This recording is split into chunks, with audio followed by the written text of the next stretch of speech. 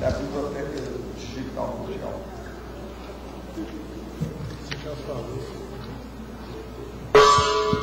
Tertúlio. Muito boa tarde aí para todos. Hoje nós temos a autocomprovação dentro da autoevoluciologia. Então, tudo diz respeito à pessoa em si, à consciência, ao egão, à personalidade. A autocomprovação é o resultado dos esforços pessoais da consciência lúcida nos desempenhos prioritários dos testes, pesquisas, experimentos, provas, análises, síntese, demonstrações ou autovivência das realidades para realidades, fatos para fatos, fenômenos e para fenômenos do cosmos, capaz de fornecer a própria convicção pacificadoras e gratificações motivadoras nas trilhas da autoevolução consciencial.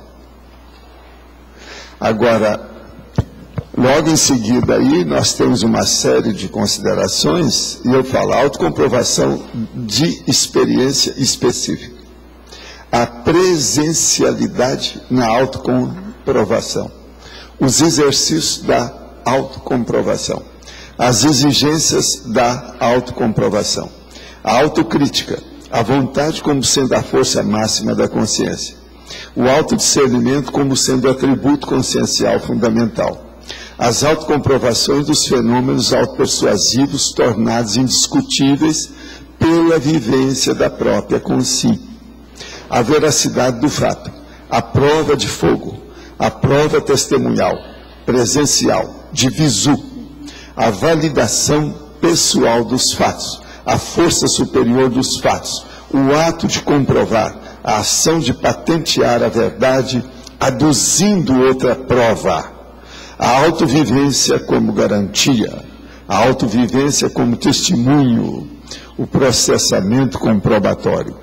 Eu li só a metade aí da fatologia, tem muita coisa nesse sentido, e esse assunto aqui é muito sério para todos nós que precisamos de fazer pesquisa e investigação, de modo que a experimentologia está em dia, e aqui tem muita ideia para a pessoa pensar.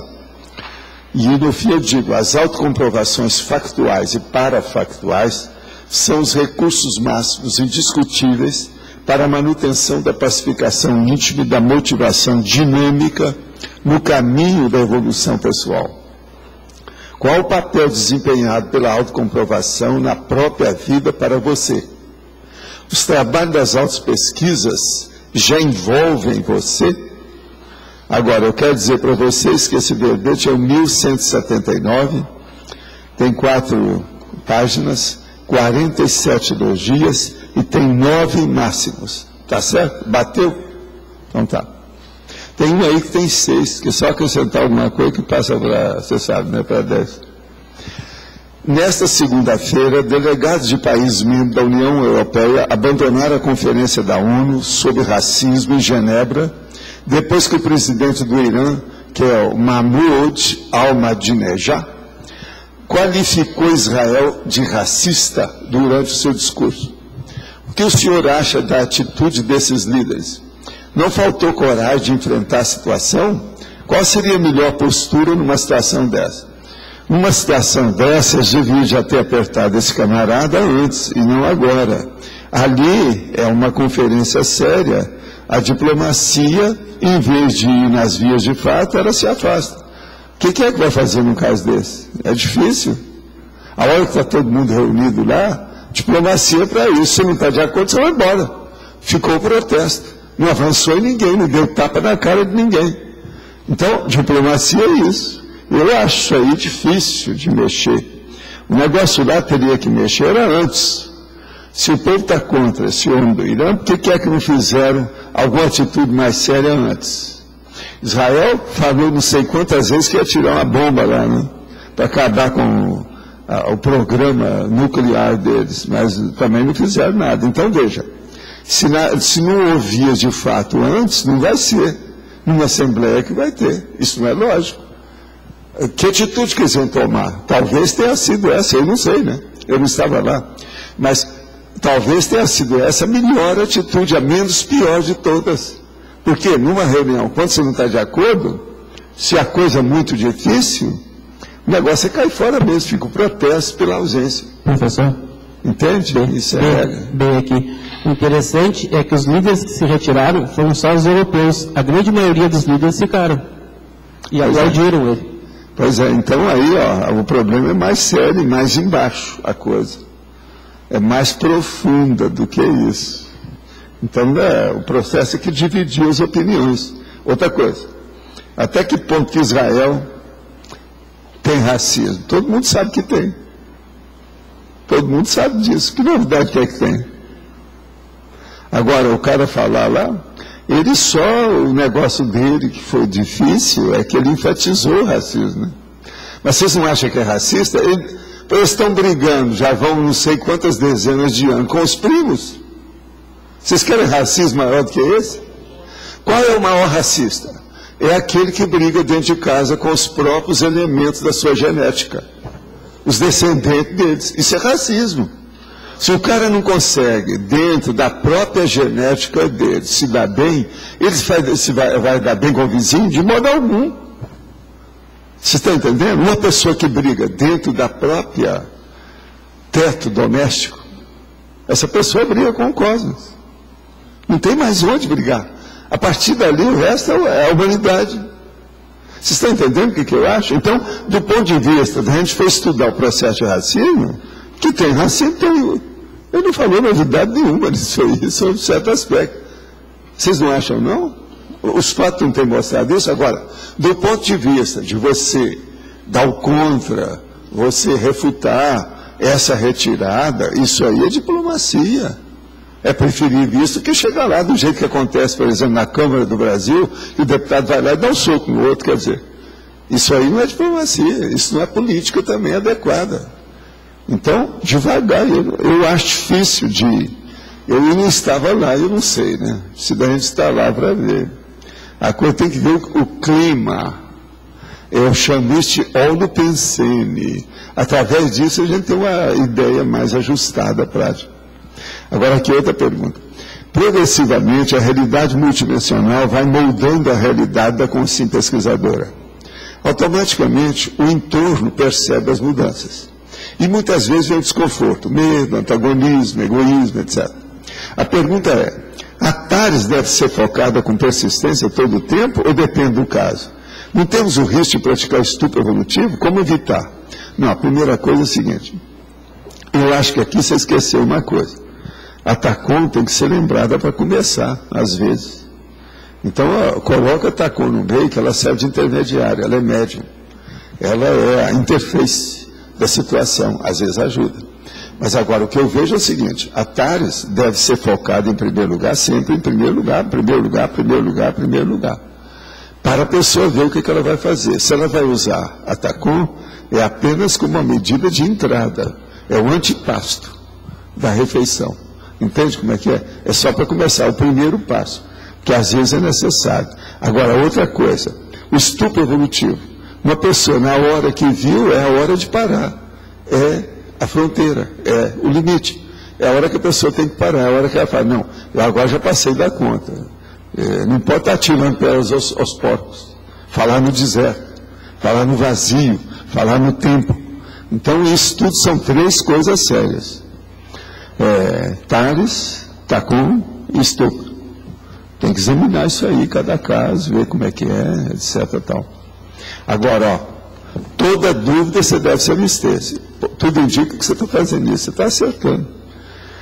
Quem se abstém não vai se arrepender, porque não fez a situação e ficou em dúvida. Mesmo se a pessoa errar, ele errou, vamos dizer, com galardia. Ele errou tentando acertar. Por quê? Ele tirou o corpo fora para não errar. Ele está certo. Dos males, o menor. Sobre a dieta frutariana, pode-se comer de tudo, exceto carne com mais 5 tipos de frutas? Como se faz essa dieta? Ou seja, o que se pode comer? O que não se comer durante? O que não se comer durante ou justamente com os 5 tipos de fruta? Olha, a primeira coisa, carne, é carne vermelha. Essa, se for possível evitar, seria o máximo. Agora, por exemplo, você pode comer peixe, desde que não tenha muito espinho. E ver como é que é. E outra coisa, evitar gordura, que isso é que leva para o colesterol e a aterosclerose. Isso é que fecha as artérias. Isso aí é que é o difícil e é o que mata mais. Atualmente, dentro da cardiologia, a arteriosclerose talvez seja a pior coisa que tem. E ela se dá mais por causa do acúmulo de processo de gordura. E também tem outros bichinhos, outras coisas mais, etc. Tal, que eu já falei aqui, o negócio que dá nos dentes, aquele troço, o processo de sexo oral, tem uma opção de coisa que envolve isso aí.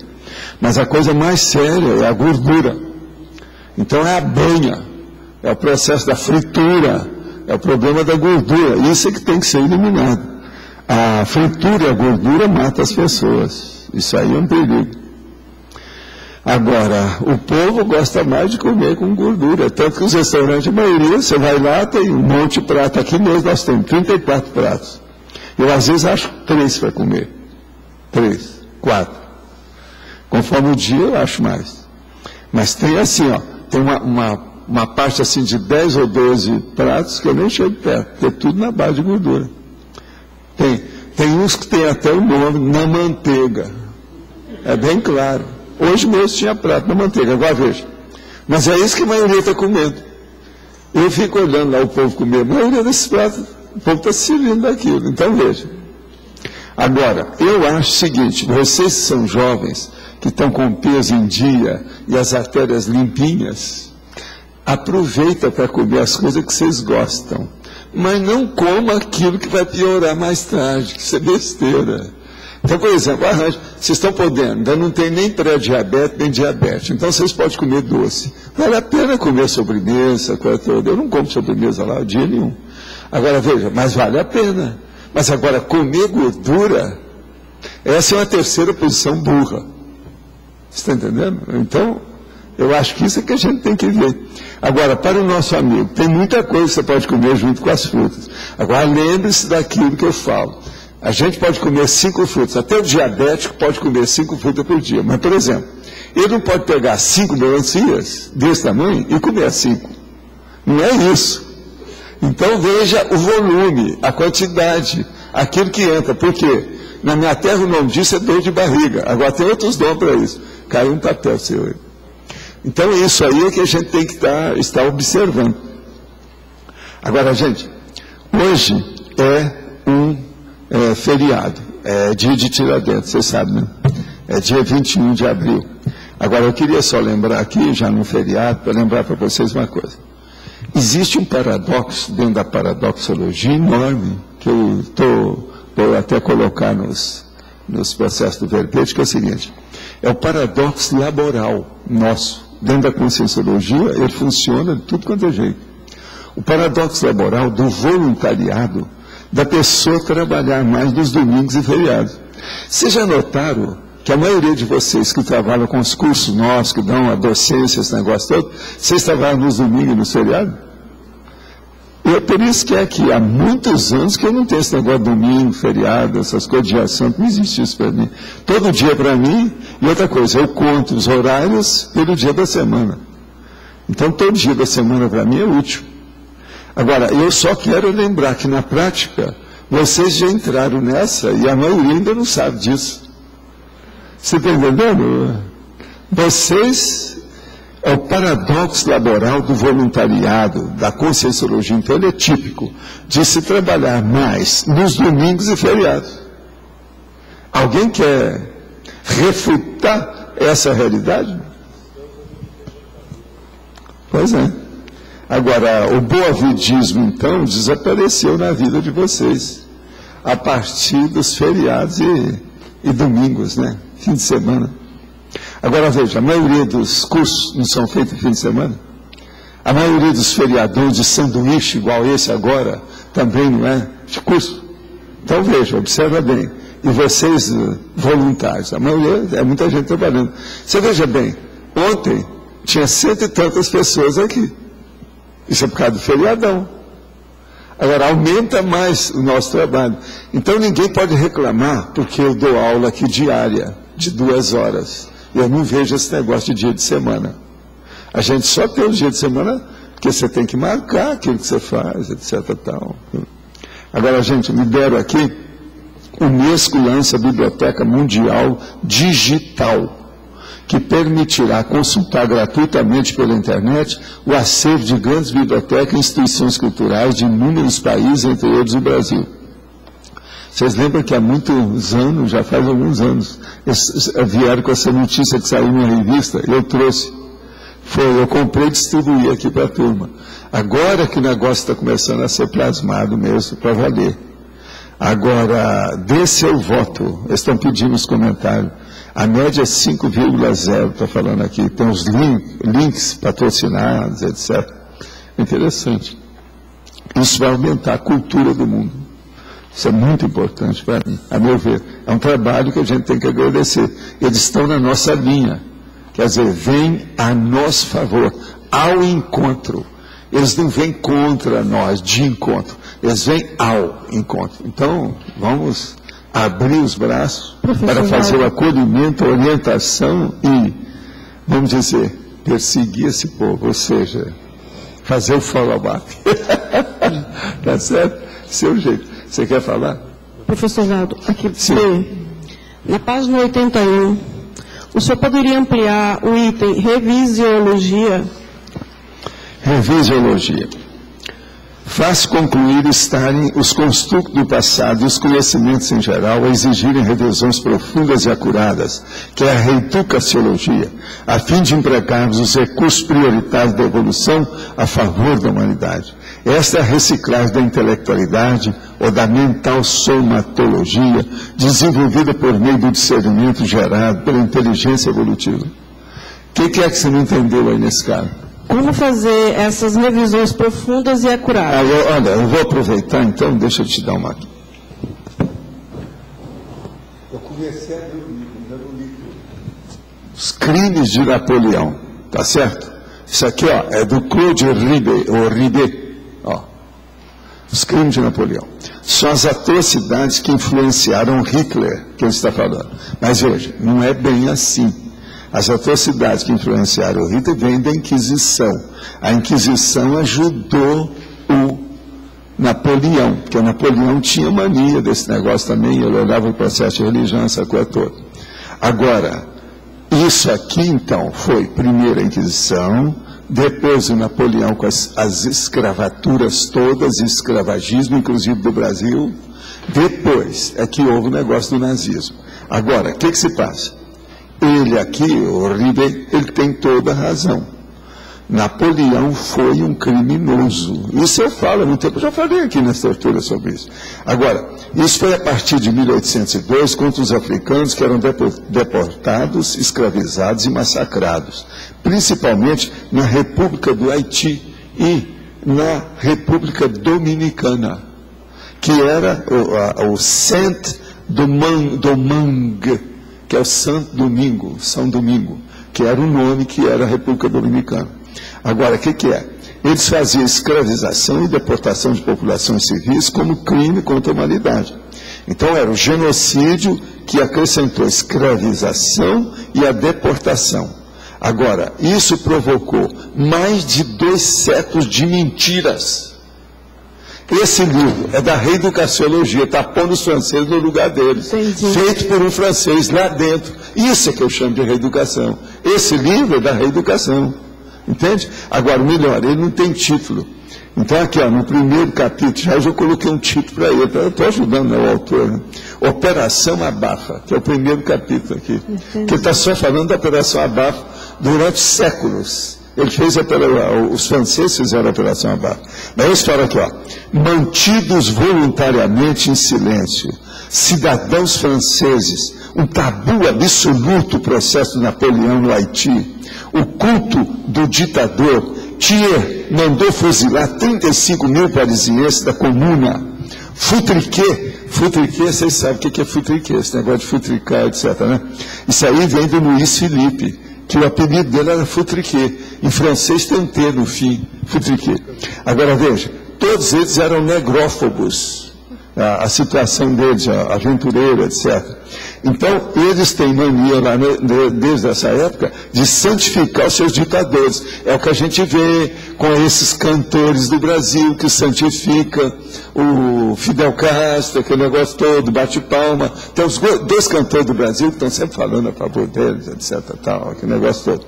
Essa santificação é a imitação dos franceses. Lembra que eu falava que Paris hoje está gozando o prestígio que eles conseguiram? Mas veja, isso tudo aqui aconteceu depois da Revolução Francesa. É uma vergonha o negócio da França nisso tudo aqui. Agora, eles começaram a adorar novamente a imagem do regime que estava desacreditado. Ele fala tudo aqui. Agora, e sepultaram a França escravagista. Entende? Operação Abafa. Agora, a idolatria bonapartista. O homem que restabeleceu a escravatura na França foi ele. 8 anos antes, eles tinham abolido a escravatura. Ele colocou tudo, começou a matar todo mundo de novo. No Haiti, por todo lado. Então, a Fundação Napoleão, existe uma fundação, é muito ativa na perpetuação da memória do seu herói. Até hoje, na França. Por isso que eu meti o pau nisso, eu falei isso tudo para eles mesmo, né? Há muito isso na década de 60. Agora, a palavra escravidão é geralmente banida em tudo quanto é espetáculo que ele fala. Ele mostra aqui os espetáculos que tem na França, as coisas, tudo isso eu vi. Eles exaltam o herói Napoleão. Agora, o culto do imperador, as desonestidades impossíveis de dissimular, mas eles calam a boca de todo mundo. Agora, isso convencionou-se, quer dizer, um processo de convencionalismo, de convenção. O silêncio, aqui, sua história é um dos maiores silêncios franceses. Não fala nada sobre esse negócio de Haiti, eles não gostam. Vocês podem procurar nos livros, não tem, oficialmente. Agora, esse cara está levantando a lebre da história. Ele trabalha com isso, ele é historiógrafo. Agora, o convés do navio negreiro, ferro em brasa, o chicote, o estupro, a morte rápida no trabalho sob o sol, 500 mil escravos na ilha, só lá no Haiti, com São Domingo, 500 mil de pessoas naquela ocasião. Agora, outra coisa, 200 anos depois, a República Francesa finalmente reconheceu pela lei de 10 de maio de 2001, faz 8 anos agora de novo, que a escravidão era um crime contra a humanidade. Eles não falaram nada disso, esse período todo, com toda a Revolução Francesa, não tem nada disso. Agora veja, inclusive o Henri, o Christophe, ele incendiou a cidade lá, quando precisou, para combater os escravos, entende? E fez um isolamento de lá. E tudo chamado, são negros e gente de cor. Até hoje eles têm isso na França. Agora o racismo, aqui mesmo eles estão falando, ó, negócio de racismo, ele fala aqui uma coisa muito interessante. Claro que esta foi abolida, mas o essencial permanece, o racismo, isto é, a aplicação dos homens da noção agrícola de raça, que somente serve para a criação de animais. Embora isso possa descontentar aqueles que desejarem escrever esse flagelo na natureza das coisas, na substância dos homens, a verdade é que não foi o racismo que produziu a escravidão, e sim, precisamente o inverso. Vocês estão entendendo? A escravidão é que fez o racismo. Então, esse racismo que está havendo tudo aí, por causa da escravatura. Por que que há uma exaltação lá do racismo com os palestinos? Por quê? Eles começaram a ser escravizados pelos judeus. Agora, por que que os judeus se tornaram racistas? Porque um monte de gente é antissemita contra eles. Vocês estão entendendo? Agora, o homem aqui, ele está fazendo o levantamento da situação total. As coisas do Napoleão que aparecem, ó, realmente é só isso. Ó. É ele em cima do cavalo, tudo bonitinho, Napoleão. Agora aqui, ó, isso aqui apareceu na Isto É, falando, Napoleão. Livro revela que o imperador francês criou campos de concentração e exterminou seus inimigos com gás 1,5 séculos antes do nazismo. Tudo é verdade. Ele fez isso mesmo. E outra coisa, tinha realmente câmara de gás inicial. Os alemães aperfeiçoaram isso. Mas ele já tinha, a turma lá que mexia no Haiti já fazia isso. Então veja, isso é reeducação. Nós temos que colocar esses podres da história a público, exposto, para não haver repetição.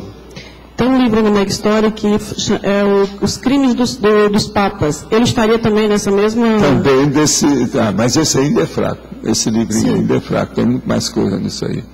Tem uma porção de coisa sobre a história dos papas, ainda mais sério do ponto de vista histórico. Lá tem muita coisa.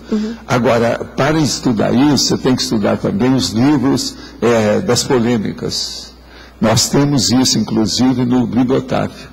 São livros raros, pequenos, de briga entre religiões, etc., para ver o negócio dos papas. Entende? Os papas têm outro lá, que é a história dos papas, antes desse, muito mais sério do que isso aí. E falando a verdade, inclusive falando o negócio da papisa Joana, aquele negócio todo que tem e tal. Você sabe como é que é. Então, veja, isso é reeducação. Nós não podemos julgar isso e esquecer. Julgar assim no lixo da história. A gente tem que falar nessa história. O que é que eu tenho falado essa semana? Eu não falei do nazismo? Sim. A gente tem que falar. A nova geração, ela vem mexendo com computação, eles nem estão sabendo de nada do que está se passando. E outra coisa, o povo hoje estuda menos. Porque hoje, gente, a pessoa dá para viver sem muito estudo. Antigamente era mais difícil. Hoje não. Ela vive sem muito estudo. Porque só ver a televisão já aprende as coisas assim, banais, para poder sobreviver. Antes não era assim.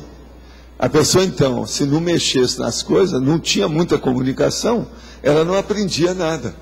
Então o cara era agricultor, permanecia agricultor. Não tinha esse jeito de sair daquilo, porque não tinha informação. Antigamente, por exemplo, na minha infância era só rádio que havia. No interior nem jornal tinha. Outra coisa, quando eles faziam jornal, aquilo durava 2, 3 anos e fechava. Entende como é que é? Entendi. Eu vi um monte de jornal que começou e acabou. Então, você entendeu, então, a reeducaciologia, né?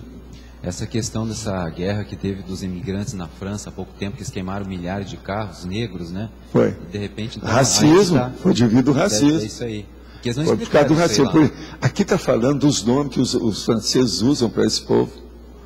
Entende? É um lixo. É como se fosse o lixo da sociedade. É underdog, como diz em inglês, sabe?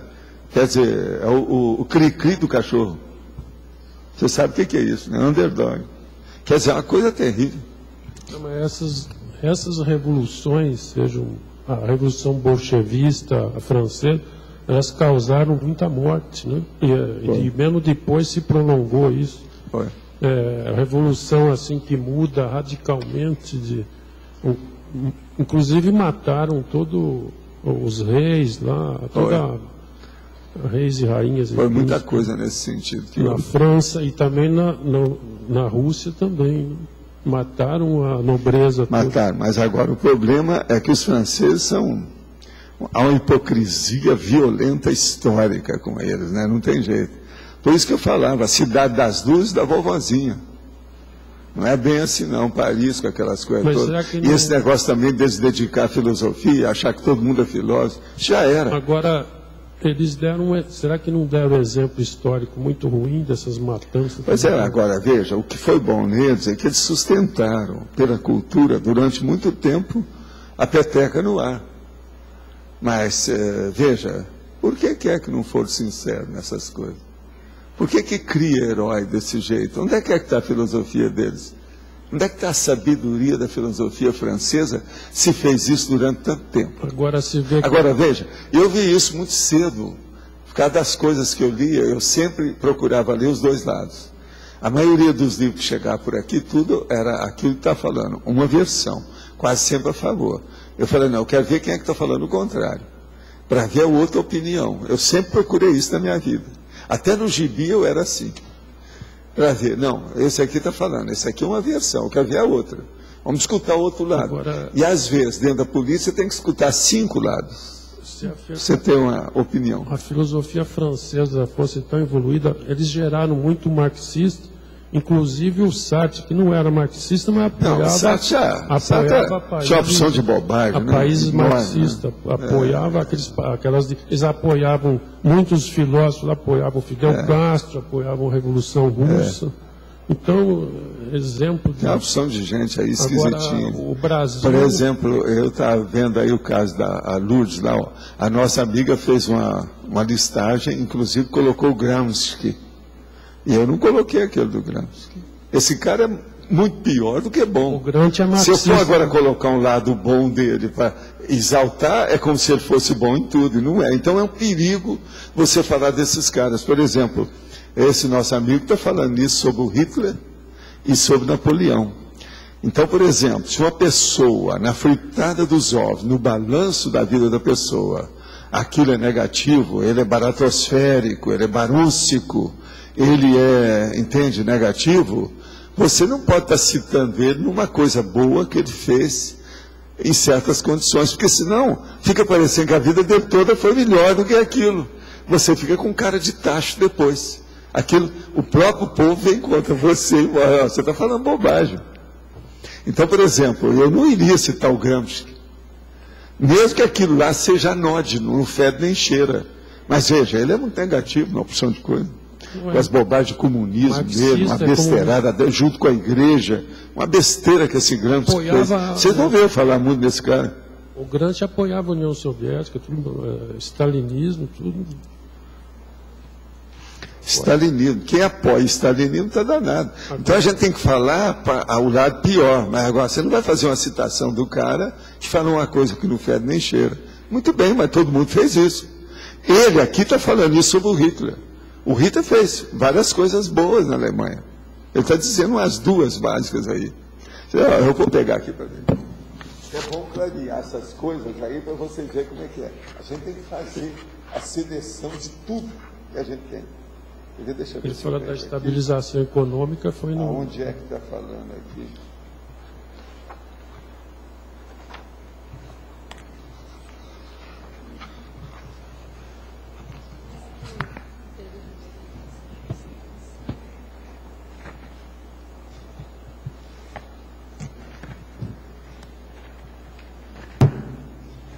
O negócio eu tenho que procurar com calma, porque eu não cheguei a marcar. Não é sobre a economia que fala?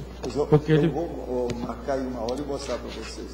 Mas tem duas coisas que ele cita que o Hitler falou. Então ele fala assim, nós não podemos exaltar a personalidade do Hitler como sendo super positiva por causa de duas coisas.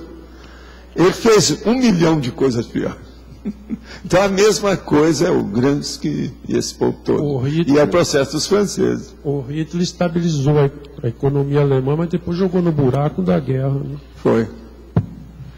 Mas algumas coisas ele fez lá. Porque, gente, fazendo um monte de coisa do jeito que ele fez, agora, alguma coisa eu vou te ficar boa. dizer que a economia nazista era muito mais eficiente do que a stalinista, bem mais. Sei, mas é porque eles tinham passado, depois da Primeira Guerra, eles passaram por aquela inflação, que aquilo não tinha, não há adjetivo para aquilo que aconteceu.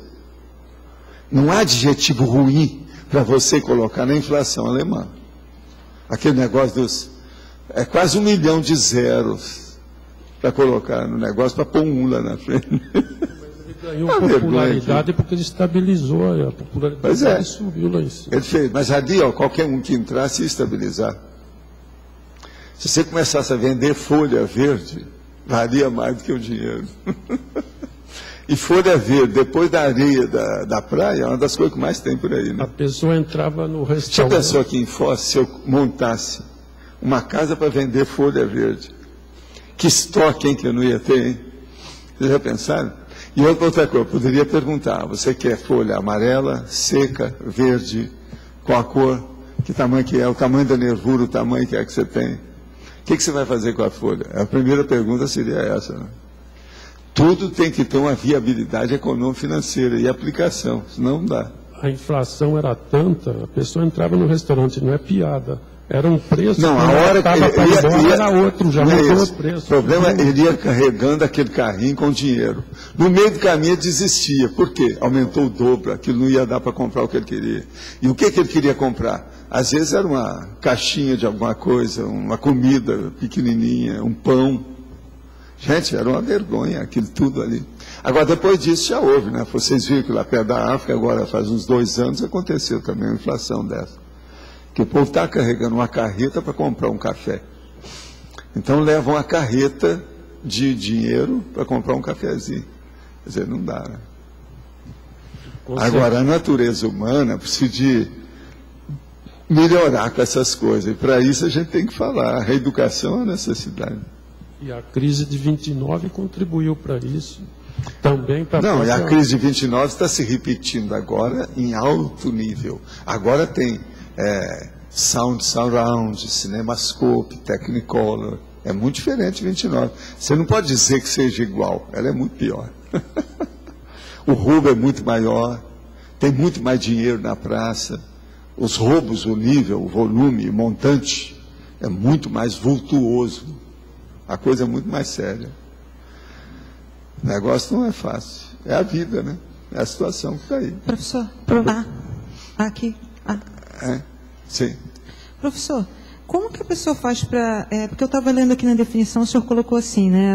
Autocomprovação, aí ali no final, capaz de fornecer a si própria convicções pacificadoras e gratificações motivadoras nas trilhas da evolução consciencial. Como que a pessoa identifica quais que são as autocomprovações naquele momento que são mais prioritárias assim para ela? Eu sei que isso se confunde até com a primeira coisa é ver naquele trecho da vida da pessoa, naquela fase, qual é o objetivo dela, o que ela precisa em primeiro lugar. E ver se aquilo que ela conseguiu, a façanha, o feito, o sucesso, o empreendimento, se corresponde àquilo que ela precisa. Então o problema é ver o momento. Nunca pensar apenas numa só coisa, mas ver o resultado daquele momento se corresponde ao objetivo final. É aquilo que eu chamo dos meios e do fim. Esses meios têm que colaborar para fazer a conjunção, a convergência com a meta final. É isso que você tem que ver. Aí teria que falar para a gente examinar a coisa com mais detalhes e ver a sequência. Uma coisa boa que tem é aquela sequência técnica, que eu tenho... Pois essa sequência, uma coisa boa que tem é você ver o curto, o médio e o longo prazo. Todo mundo tem que ver isso na vida. Eu até falo isso no Manual da ProEx, com calma, explico isso tudo lá, tem até um capítulo sobre essas coisas. O curto prazo, o médio prazo e o longo prazo. Você sabe que eu tenho isso tudo na minha vida, tudo que eu faço é baseado nisso. Por exemplo, eu tenho pasta que é de curto prazo, tem pasta de médio prazo, tem pasta de longo prazo. Por exemplo, longo prazo para mim é aquilo que eu já falei aqui essa semana sobre 2012. O que eu vou fazer em 2012? Então eu tenho um armário que ele está seguindo a cronologia. Tem coisa lá que é de 2012, tem outros que é de 2011. Agora, a maioria do que eu estou trabalhando aqui é do momento. É de abril e maio desse ano. Você está entendendo? Tem coisa que é dessa semana. Então, esse processo aí é que é a cronêmica, a cronologia. Você tem que colocar dentro dos seus empreendimentos. Qual é a minha cronêmica, a minha cronologia? Eu estou aonde? Esse negócio, você chega num grande shopping, você vai ver que às vezes tem um diretório. Diretório quer dizer aquela indicação do shopping. Então você vai ver lá que está lá no computador. E lá está falando assim, ó, você está aqui. Lá está mostrando onde é que é. Então veja, esse está aqui é do ponto de vista físico. Entende? Então é o espacial, aonde você está. Agora, você tem que fazer esse, aonde eu estou. Você tem que falar para você, eu estou aqui, do ponto de vista também cronêmico, do tempo. Então você fica no espaço e fica no tempo. Você entende? Observa isso. Então, o curto prazo, o médio prazo e o longo prazo tem que ver a locação, a localização, a base que isso vai se desenvolver. Agora, tem outras vertentes, outros viés que você tem que olhar aí. Por exemplo, quais são as companhias? Quais são os feitores desse seu empreendimento? Quem é que vai ajudar você? Entende? Então, você tem que ver. Há colaboradores? Qual é o elenco desse trabalho? Entende? Agora, depois disso, você tem que estudar a carga de trabalho, qual a qualificação disso, a função de cada elemento que participa daquilo. Porque isso tudo é uma estrutura. Essa estrutura, então, é que dá aquilo que nas empresas eles usam, são os gramas. Então, tem um monte de grama. Tem o cronograma, você está entendendo? E assim vai. Você pode fazer uma meia dúzia. Uma das coisas mais sérias que tem é o fisiograma, ou o da funcionalidade. Esse é que é a coisa mais séria dentro da empresa. Como é a fisiologia? Você está numa empresa, quais são os atributos do seu cargo? O que você tem que cumprir? Agora, ó, a hora que faz essa funcionalidade na empresa, sai de baixo, tudo funciona bem. E outra coisa, é só aí que uma empresa você pode deixar ela funcionar por si e olhar a distância. Isso demora um bom nível, uma boa, vamos dizer, dedicação durante uma boa temporada. Porque o que eu entendi desse tema, eu achei bastante interessante, é o seguinte: você parte do conhecimento teórico ou da teoria, e através da experimentação você constrói, você pode chegar à autocomprovação. Por exemplo, eu vou te contar uma coisa. Nas minhas empresas, o que eu ficava admirado e achava o máximo é que a gente criava uma empresa. Às vezes tinha uma empresa minha com mais de 100 funcionários. Agora, a hora que você colocar todo mundo funcionando, recebendo bem, satisfeito, com resultado na empresa, você podia ir embora. Eu, então, nomeava 3 procuradores no meu nome, para assinar as coisas sérias. E eu, às vezes, passava fora do Brasil 45 dias fazendo pesquisa das minhas coisas, porque eu não podia ficar preso ao negócio material lá com aquele povo. Agora, toda semana, eu telefonava e fazia uma pergunta: como é que está isso? Apenas uma pontuação dentro do levantamento eu sabia como é que estava a situação. E nem sempre eu perguntava dinheiro, não era cifrão, não. Eu perguntava certos números estatísticos. Como é que está isso? Pronto. Você está entendendo? Pela resposta, e não podia ser meio termo, tinha que abrir o jogo. Agora, eu passava 45 dias, nunca tive problema com nada. Outra coisa, eu nunca precisei de voltar mais cedo nessas viagens que eu fazia, nem meu sócio, porque de vez em quando também eu mesmo falava com ele: vai embora para você descansar, que você está trabalhando demais. Ele também viajava, saía de vez em quando. Agora, então, você veja, isso é quando a sua empresa funciona como a máquina engraxada, oleada. Tudo funciona bonitinho, tudo certinho. Cada um tem sua função, cada um se sente satisfeito, há resultado, tudo bonitinho. Você entendeu? Agora, lembre-se, as minhas empresas tinham balanço quinzenal, não era mensal. Então, veja, isso que eu chamo a técnica do detalhismo, que a gente aplicava em tudo. Uma outra coisa, você pegava um carro nosso, até uma empilhadeira para colocar mercadoria, por exemplo, no pátio ou qualquer coisa, ela não tinha um risco. Tudo era limpinho, tudo pintadinho, tudo certinho. Havia higiene em tudo. Carro nosso, você chegava e via, o povo falava: não, vocês têm um exemplo. Quando passa um carro de vocês, a gente vê um exemplo. Tudo limpinho, bem pintado, arrumadinho. Então, isso dá uma força danada para quem trabalha na empresa. Você está entendendo como é que é? Agora, o que eu vejo é que para isso muita gente não faz, porque isso gasta. Gasta dinheiro, gasta energia, gasta tempo, até você montar todo aquele arcabouço, aquele mecanismo, aquela estrutura. Isso demora. Então você tem que ver isso na sua vida. A ProEx tem que ser feita assim. É o meu caso, observa bem como é que eu estou imprimindo, eu sou uma empresa. A minha vida é uma empresa. Eu não sou empresário, eu sou a empresa. Agora, veja, essas empresas que eu tenho hoje, elas são piores, né? A minha, principalmente. Por quê? É multidimensional, dá muito trabalho. Você está aqui, nunca pode contar, porque o elenco é daqui, tem um para-elenco. Toda hora tem gente do outro lado, e uns a favor e outros contra. Então, veja, eu tenho que ter um detalhismo para levar a exaustão. Por isso que eu falo sobre a técnica da exaustividade logo em seguida.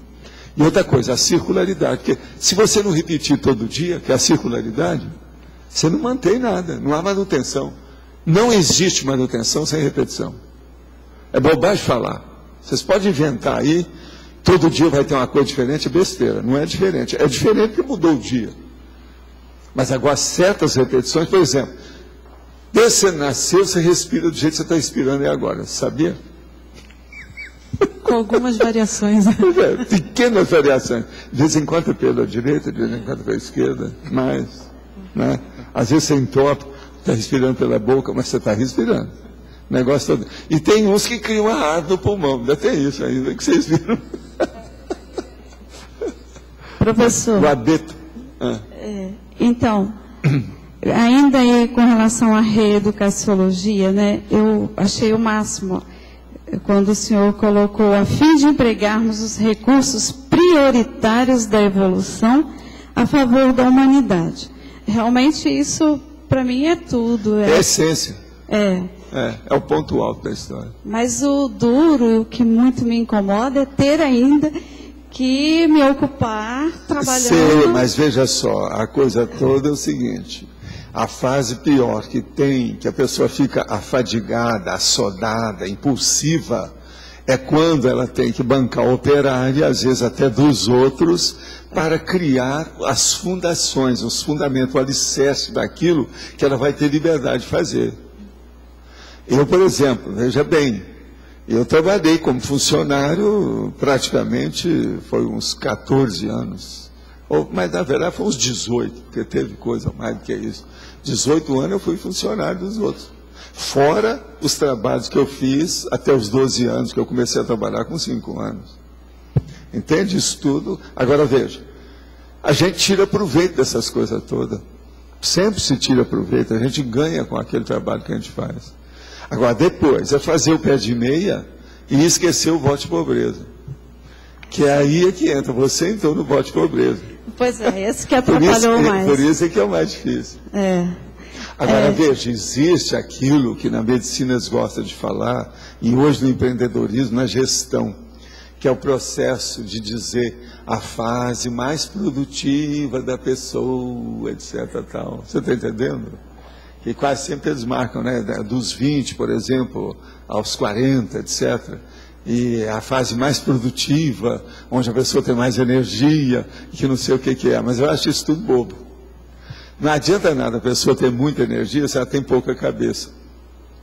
O que adianta um passarinho ser desse tamanho, mas ele continua passarinho? A cabeça é pequena. Não adianta nada. Professor, agora, antes ainda de terminar, com relação à definição de hoje, eu acho que ela é indispensável para aquela nossa vivência de semiconsciência. Você viu que eu fiz 2 enumerações horizontais de propósito aí, é para a pessoa pensar, ela para e coloca uma vírgula depois de cada expressão. Aí, pesquisa, aí, ó, testes, pesquisa, experimento, provas, análise, síntese, demonstrações ou autovivência. Agora depois eu recomeço com outra. Realidades para realidades, fatos para fatos, fenômeno para fenômeno. Eu gosto de pôr essas coisas aí nas definições, porque clareia mais o assunto. Muito embora é um pouco chato, o povo pode reclamar do ponto de vista da forma, mas veja, funciona. O que me interessa é a fisiologia. Para se chegar à condição de semiconsciência, está tudo aqui. Tudo aí. Esse é o caminho. Agora veja, semiconsciência é a minha vertente, né? Você sabe, é um dos meus objetivos, né? Dessa história toda. Que é pela semiconsciência que um dia a gente chega a transmentor. Esse é o caminho.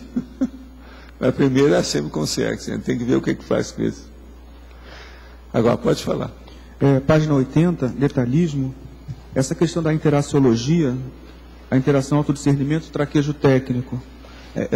Seria a sinergia desses dois? Autodiscernimento, traquejo técnico. Muito chato isso, né? Traquejo técnico. É a situação dessas duas condições, trabalhando simultaneamente para aumentar as autocomprovações, é isso? Agora, tem uma coisa mais séria nisso aí que entra antes, que é o problema de você saber, pelo seu discernimento, qual é a técnica que você vai mexer. O que adianta a pessoa mexer nisso se ela ficar só na mandioca? Ela tem um traquejo técnico violento para plantar a mandioca, e etc., colher, etc., tal, mas ficou só naquilo. Agora veja, uma pessoa que se dedicar à mandioca com todo o esforço, a vida dela, a abnegação, tudo isso, ela pode fazer a mesma coisa se dedicando à consciência. Tira a mandioca e coloca a consciência no lugar. Vai ser muito mais problemático, porque a consciência ela pensa, a mandioca não. Agora, a pessoa vai obter mais lucro evolutivo com isso. O rendimento vai ser maior. Então, esse discernimento ele tem que vir antes mesmo, como tudo na vida. O discernimento tem que vir em primeiro lugar. Agora, o traquejo técnico, ele entra depois. Esse traquejo é conseguido através de quê? Vivência, experimentação, repetição, aquilo que eu chamo a circularidade, o rebarbativo, não tem jeito, querendo ou não. É uma repetição, repetição, repetição, repetição. E outra coisa, criar uma rotina útil dentro de hábitos sadios. Você vê que tem lógica nisso. E os fatos estão aí a meu favor nessa história. Isso aí não tem saída. Agora, vocês veem que a autocomprovação é um assunto sério. E essa questão da autocomprovação, pelo que eu estava vendo aqui da definologia, ela não acaba, pelo menos como foi definido aqui, ela não acaba tendo que ser um tema homeostático? Ou permanece? Não, ela depende de você. Mas agora, na hora que você está fazendo qualquer experiência, é uma coisa neutra. Sim, pela que a experiência. gente não sabe. Sim. Por exemplo, com você pode ir positivo. Eu vou fazer, vai me dar negativo. Então o problema é neutro. Mas se ela fornecer uma convicção pacificadora e uma ela vai gratificação- ser homeostática, dependendo da pessoa, a pessoa que vai mudar. Mas a hora que chegar nisso, ela já não precisa mais da autocomprovação, doutor. Ela já vivencia, né? Não, Certo. aí já é outra coisa. A autocomprovação já acabou. Já experimenta, certo? Outra coisa, ela vai aí acumular. Ela vai aumentar o almoxarifado, o acervo, você está entendendo? Sim. O balanço dela, Sim. a inventariologia, que ela tem um inventário. Sim. Então a coisa muda. Agora, gente, aqui outra pergunta. Tenho a mente inquieta, hiperativa mesmo, e me atrapalha muito o fato de, às vezes, muito tempo após ouvir música que gosto, normalmente pop e rock, elas ficarem indefinidamente ecoando na minha cabeça, especialmente em momentos de quietude, exatamente onde isso mais atrapalha. Como posso lidar com isso? A primeira coisa é o seguinte, quando acontece isso, que a coisa é muito persistente desse jeito na cabeça da pessoa, é porque ela está saturando o processo com o barulho. Isso aí é o efeito do processo do som. Então, é preciso diminuir, vamos dizer, os sons, o zumbido, a situação que está aí. Porque quase sempre isso demonstra um certo cansaço da pessoa. É um tipo de estafa. Se a coisa é muito a miúde. Se for a miúde, é estafa. A pessoa deve parar de ouvir música durante uma boa temporada. Porque uma pessoa, por exemplo, é muito fácil, qualquer um pode ter isso aí. Você vai a uma boate e passa lá 3 horas. Depois você vai para sua casa. Você vai ficar escutando aqui, alguma coisa daquelas músicas lá da barulhada lá dentro. E não tem jeito, durante uma boa temporada. Então, há um processo desse de viciação da retenção do som dentro desse problema. Então, tem que dar um desconto nisso aí. E o ideal, a primeira coisa que você deve fazer, esqueça a música nesse mês de maio, por exemplo, e faz uma experiência. Vamos ver o que vai dar. Poderia me informar o remédio para problema intestinal feito com abóbora? Olha, isso aqui eu acho que eu vou montar uma fábrica, porque o negócio está dando um resultado. Você sabe que o povo está vindo atrás de mim, estão escrevendo para mim sobre isso? Olha, vou repetir mais uma vez, que isso aí, eu já usava, isso aí eu aprendi lá na minha terra. Depois usei demais em Uberaba. Depois usei no Rio de Janeiro, em Copacabana. Entende? Porque chegava aquela moça, em Copacabana que eu fiz mais sucesso, chegava aquela mulher lindérrima e tudo manchada. Eu falava assim, você tem constipação intestinal, você não gosta de apertar a descarga do troninho. Ela olhava para mim assim, como é que você sabe? Eu falei assim, pela sua pele está mostrando, está tudo escrito aí, eu estou lendo aí você. Aí eu dava para ela a abóbora. Então, como é a abóbora? Presta atenção. E geralmente a pessoa melhora com constipação. A maioria dá certo. Agora, não pode viciar, porque lá pelas tantas a pessoa vicia, porque é muito gostosa a moranga. Primeira coisa, uma abóbora dessas grandonas chamada moranga. Em certo lugar é moranga, de outro lugar é abóbora. Tem vários tipos. Agora, o ideal é quando ela fica um pouco rosa, vermelha, mais amarelada, assim, ou avermelhada, que ela está de vez para madura. Madura também serve, mas o ideal é de vez. Então, ela não está nem verdolenga e nem madura. Ela está de vez. Então, ali você pega o pedaço dela, tira a casca, não vai colocar nada de semente, só a polpa da abóbora. Eu estou ensinando aqui porque eu sou um cara doutor em mandioca, né? Então posso falar sobre abóbora. Então o que é que se passa? Coloca no liquidificador e faz o suco da abóbora. Não pode pôr água, não pode pôr doce, nenhum açúcar, não pode pôr nada. Agora veja, arranjar um copo, ó, esse aqui é pequeno. O ideal é um copo daqueles maior um pouquinho, que vem até aqui assim. Enche, por exemplo, um copo igual esse, encher até aqui, ó, na ponta. E tomar isso de uma vez em jejum. Tem que ser em jejum. Não pode ter água, ele já é água. É cru. Vocês estão entendendo? Agora veja, não fica pensando que é ruim, não. A maioria fica viciada que o negócio é bom, o povo não tem muita experiência disso. Agora, então, veja, na hora que você tomar, é em jejum. Depois você pode fazer o de jejum, comer o que você quiser, etc. Tal. O problema é entrar já dentro da via gastrointestinal, limpinha, a primeira coisa que vai ter vai ser a abóbora. Aquilo dá o problema. É muito melhor do que fibra para funcionar para o intestino, é melhor do que isso tudo aí. Deve usar as coisas de fibra. Por exemplo, a pessoa vai comer laranja, então ela deve comer aquela parte branca da laranja junto. Isso ajuda, entendeu? Mas a abóbora, ela não ajuda, ela resolve. Você está entendendo? Eu estou falando porque é muita gente que a gente já tratou e já deu certo. Professor. É uma das melhores coisas que tem para a constipação intestinal. Agora, a mulher não deve ter constipação nunca. Outra coisa, constipação é o seguinte, é quando você deixa um dia de ir ao troninho. Tem alguma coisa errada. Troninho para fazer o número 2. Fazer o número 1 todo mundo faz. Eu quero saber o 2. 2. O meu problema é o 2. Ele é o mais sério que tem. Então você tem que resolver o problema do número 2 todo dia. Se não tem, observa se não é constipação intestinal. Se aquilo começar a parar e ficar muito tempo, aí vai atacar a pele, porque tudo vem para a pele. Aí começa a piorar a pele, a mulher começa a ficar feia. E eu, por exemplo, todo mundo me levava a sério a hora que eu falava isso para as moças.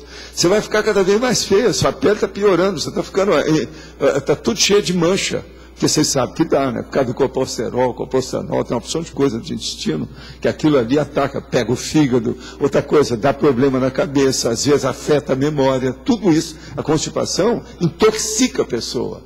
Até chegar, por exemplo, vocês sabem o nome, fecaloma. Fecaloma é um tumor de fezes. E eu já tratei de gente com esse negócio todo. Na minha terra, na infância, havia muito clister, que vocês sabem o que é, né? Para melhorar, que é devido ao processo da constipação intestinal. Hoje já não tem muito disso mais, porque muita gente já está ciente do assunto, já come com muitas fibras, já toma mais água durante o dia, etc. Agora, ó, aí vocês vão ler nas revistas, estão falando para tomar 2 litros d'água por dia. Eu acho muito, conforme a pessoa, não precisa ser estudo, não. Pode ser um pouco menos, mas é bom tomar. Agora, se você vai tomar esse copo, já é alguma coisa. Isso equivale a líquido também que você já está tomando. Agora, faça a sua experiência e depois você me fala aqui o que deu. Não vai me falar na primeira semana, não. Vamos esperar uns 10 dias, porque eu não sei quanto tempo a pessoa está constipada. Se dá um prazo. Senão eu falo de uma hora para outra, o negócio está lá faz um ano. Como é que está? É aquilo que a pessoa nem sai do lugar mais. Ela está super pesada. Você sabe aquela empresa que chama Superpesa? A constipação leva para o Superpesa. Você entendeu como é que é? Professor, aqui. Eu perdi na hora que você estava falando. É para colocá-la crua, mas sem água, ou pode colocar um pouco de água? Sem água, sem nada. Você deixa que ela é mole. Vai dar certo. Agora, se o negócio, você não tem outra, você está doida para tomar um negócio, então põe um pouquinho d'água só, mas não deve pôr água, não deve pôr açúcar, não deve pôr nada. Tá. Ela é pura. Por isso que eu estou falando, de vez, o liquidificador dá jeito, né? Eu ia perguntar uma coisa. O liquidificador, o outro nome que ele tem é desmassador. Se é apenas uma massa, ele desmassa. Vocês estão entendendo ou não? Se explicar mais. Não, eu ia perguntar só uma coisa dentro disso. Eu tenho um pouco disso, né? Só que eu tenho uma tendência a viciar. Por exemplo, eu comia, antes, quando eu era criança, aí eu comia aquela temporada assim, ameixa com não sei o quê, aí melhorava. Ameixa aí depois passava. Agora, aí tinha que arranjar uma outra coisa. Uma coisa que você pode fazer, você pega a ameixa preta e faz o caldo dela e guarda. E toma sempre o caldo. E a hora que você comer, toma aquilo, o caldo da ameixa preta. Esse também ajuda. Pois é. A mulher dá certo. Agora, o que dá mais certo é para a pessoa de idade. O que eu observei, por exemplo, é assim, você toma uma temporada e depois, uma hora, aquela coisa começa a não fazer mais efeito. Sei, não, mas isso aí não tem jeito, acaba fazendo.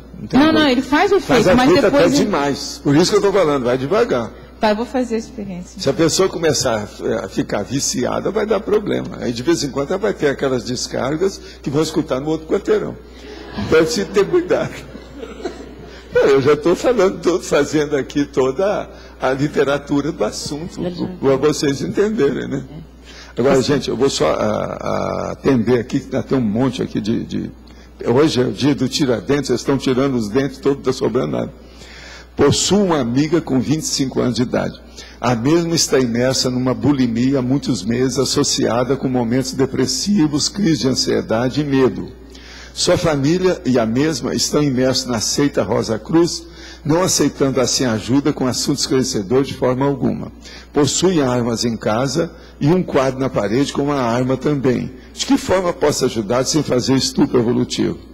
Olha, isso aí, se o povo é fanático, meu chapa, tira seu cavalinho da chuva e coloca ele no abrigo, porque a situação é precária. E no Rosa Cruz existe gente que às vezes é muito fanático. Você sabe que o Rosa Cruz tem determinados padrões e tem aquela série. Geralmente eles estudam até a projeção consciente, quase sempre começa no 7º grau, mas só no 11º que a pessoa é classificada. Agora, lá tem gente da diretoria que tem até cargo, função mais elevada, essa coisa toda. Precisa de ver, no caso aí, se é uma família, se tem alguém lá dentro que seja acessível. Às vezes você consegue, através de uma pessoa da família, você vai colocar uma pessoa lá que vai servir, né, de ajuda. Às vezes, serve.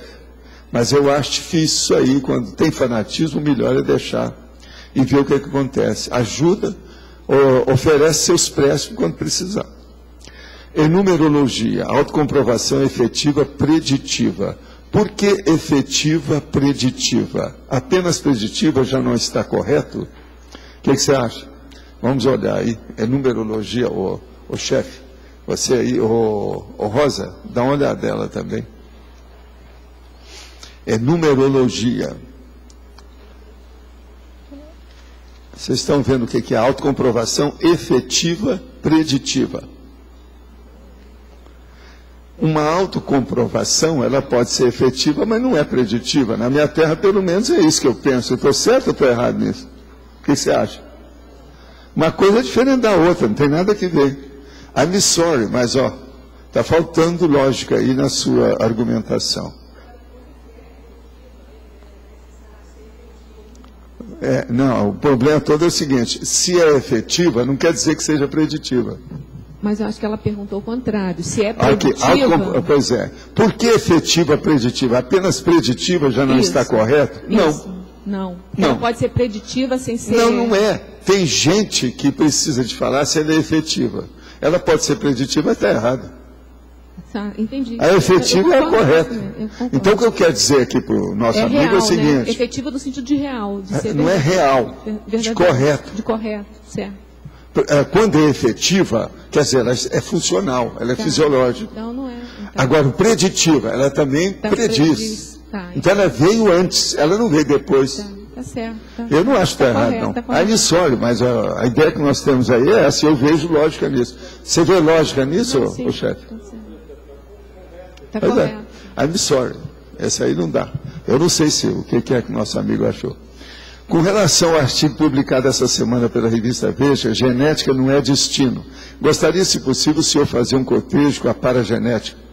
Sim, a genética, veja bem, ela está sempre sob, veja bem, a força da paragenética. Porque a paragenética é a reunião das muitas genéticas que a pessoa já teve.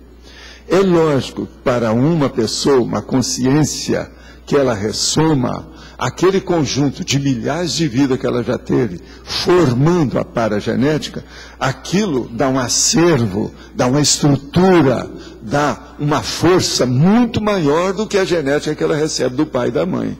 Esse é o motivo, por exemplo, que a partir, por exemplo, de um evoluciólogo, por exemplo, um serenão, eles, com a paragenética, eles dominam qualquer genética que eles aparecerem aqui. Vocês estão entendendo, né? O nível disso. Então, a lógica é essa. Agora, genética não é destino. Eu estou de acordo. Aquela reportagem está falando do ponto de vista da pessoa mudar a genética. Eu estou de pleno acordo com isso. Isso pode ser mudado mesmo com o tempo, essa coisa toda, porque as coisas hoje mudam, e hoje já tem muito recurso dentro do processo da medicina. Agora, a paragenética, o ideal é o seguinte, é você começar a dar mais atenção para a sua paragenética e as suas tendências que você tem. Isso vai servir para o autorrevezamento da sua próxima vida. E com isso também, você vai chegar aos bons, ou seja, você vai ter genética de pais melhor do que aqueles que você teve nessa vida. Com isso a coisa amplia. Todos nós, a tendência nossa é melhorar. Por quê? Quando os filhos começam a melhorar do ponto de vista consciencial, eles começam a melhorar todo mundo que eles gostam. É lógico que os pais estão no meio disso. Então sempre se ajuda o pai, ajuda o filho ajuda o pai. Você está entendendo? A situação então é recíproca. Não, estou falando com o meu ex-pai na minha frente. Então o negócio fica claro. Ex-pai. Hoje mesmo eu estava falando nisso para ele lá sobre o processo de genética e paragenética. Agora, nós temos que lembrar o seguinte. A genética que é a coisa mais séria. A paragenética. Agora, para nós aqui, do ponto de vista hoje, é preciso a gente examinar bem a genética, porque estão avançando nisso, isso vem nos ajudar. Então, a genética hoje vai ser um instrumento muito mais variável, ou muito mais valioso, você está entendendo, do que era antes para ajudar a paragenética. Muito mais aliado, é o processo do aliado mesmo. Muita gente sabota a própria autocomprovação, seja deturpando a experiência, seja negando os fatos contrários às convicções pessoais. Pensei nas seguintes exigências de autocomprovação. Segunda linha da fatologia: vontade, racionalidade, honestidade, coerência, abertismo, coragem, técnica, método, controle, autocrítica. O que o senhor considera as maiores exigências de autocomprovação?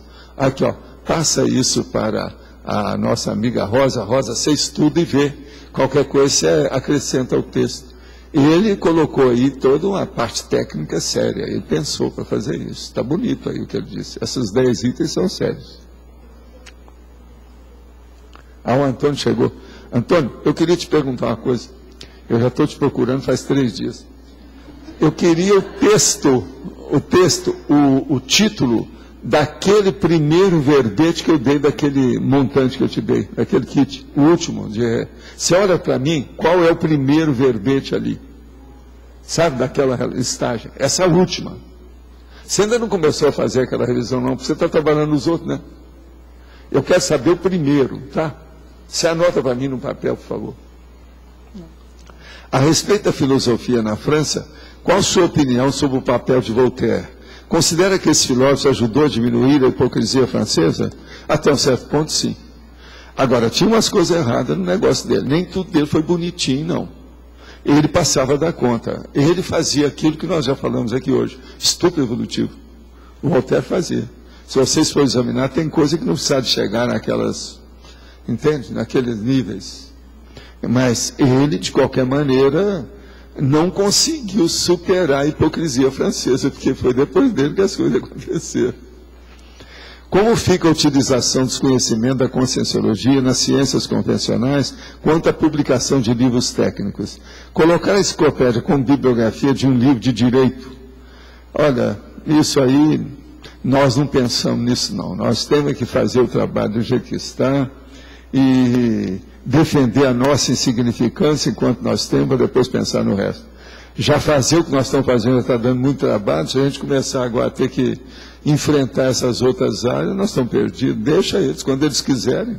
O meu problema aqui, seria bom eu explicar para você, é o seguinte: eu atendo as pessoas, ou seja, consciências, que fizeram o curso intermissivo. O mais não é da minha obrigação, extrapola o meu campo. A gente está fazendo assistência para quem aparece. Mas a minha obrigação é para quem fez curso intermissivo. Esse é o motivo. Você já viu que todo mundo chega e fala assim: você acha que você fez curso intermissivo? É a primeira coisa. Agora, se a pessoa chega para mim e fala assim: eu não acho que eu fiz, Valdo, mas eu quero fazer da próxima. Você me ajuda? Eu falo assim: ó, tudo que eu puder. Esse eu olho mais do que vocês que já fizeram. Que eles precisam de mais assistência. Você está entendendo, né?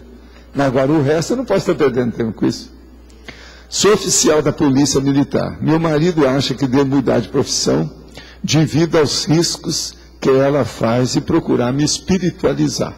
Me sinto confuso de qual caminho seguir. Lance uma luz.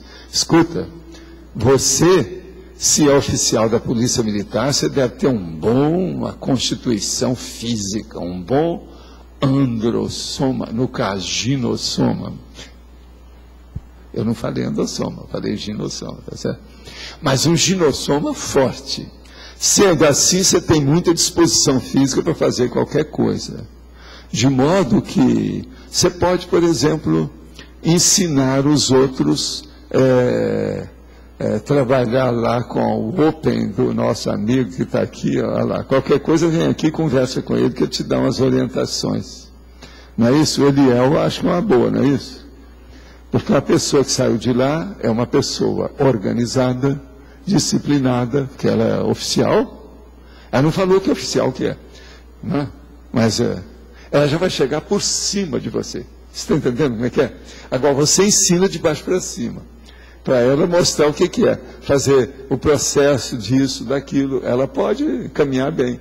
Outra coisa, o Eliel é um exemplo que ele está estudando a conscienciologia, falando aqui, usando a palavra, está se espiritualizando e trabalhando com o processo. Então, eu acho que vale a pena, né? Não é um caso? De modo que qualquer coisa, se aparece, o nome dele aqui, é só procurar na Open, que é o Eliel, que ele está ali, ó. Olha lá, ele está até com a camisa hoje, Expor Conscienciologia. Fatologia, apagogia. Como funciona o desvio da ProEx na autocomprovação? O caso todo é o seguinte: quando a pessoa não tem uma autocomprovação efetiva ou correta, ela pode ter um desvio, porque ela vai admitir coisa que às vezes não ocorreu. E ela então pode começar a falar abobrinha por aí afora. De modo que a autocomprovação tem que ser estudada com lógica e racionalidade. E tem que usar aquilo que é o princípio básico nosso, que nós estudamos na conscienciologia, que chama princípio da descrença. Sem isso não vai. O que é o princípio da descrença? É você não acreditar em nada, nem escrito, nem falado, nem sugestão de ninguém, nem pelo telefone. Agora, o que é que se passa? É você fazer experiência por você e tirar suas conclusões. Se abençoa todo mundo, se agradece a ajuda de todo mundo, mas a conclusão, a definição, aquela orientação básica tem que partir do seu suor, da sua transpiração, do seu trabalho pessoal, da sua experimentação.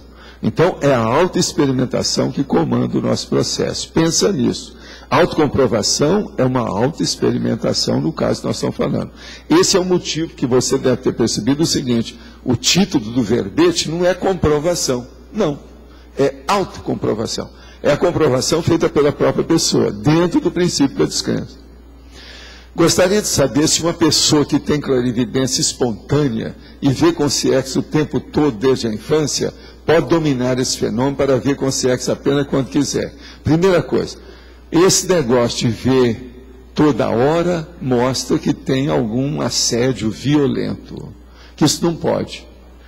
Uma pessoa que está dentro do corpo humano não pode estar vendo com sexo o tempo todo. Ela tem que estar fora. Se está fora, ela está com semi-possessão. Então, a primeira coisa dessa pessoa é saber se ela é semi-possessa, porque é o que acontece mais num caso desse. Agora, outra coisa, você pode, não precisa nem de ver. Com o passar do tempo, você tem um fenômeno que chama pangrafia.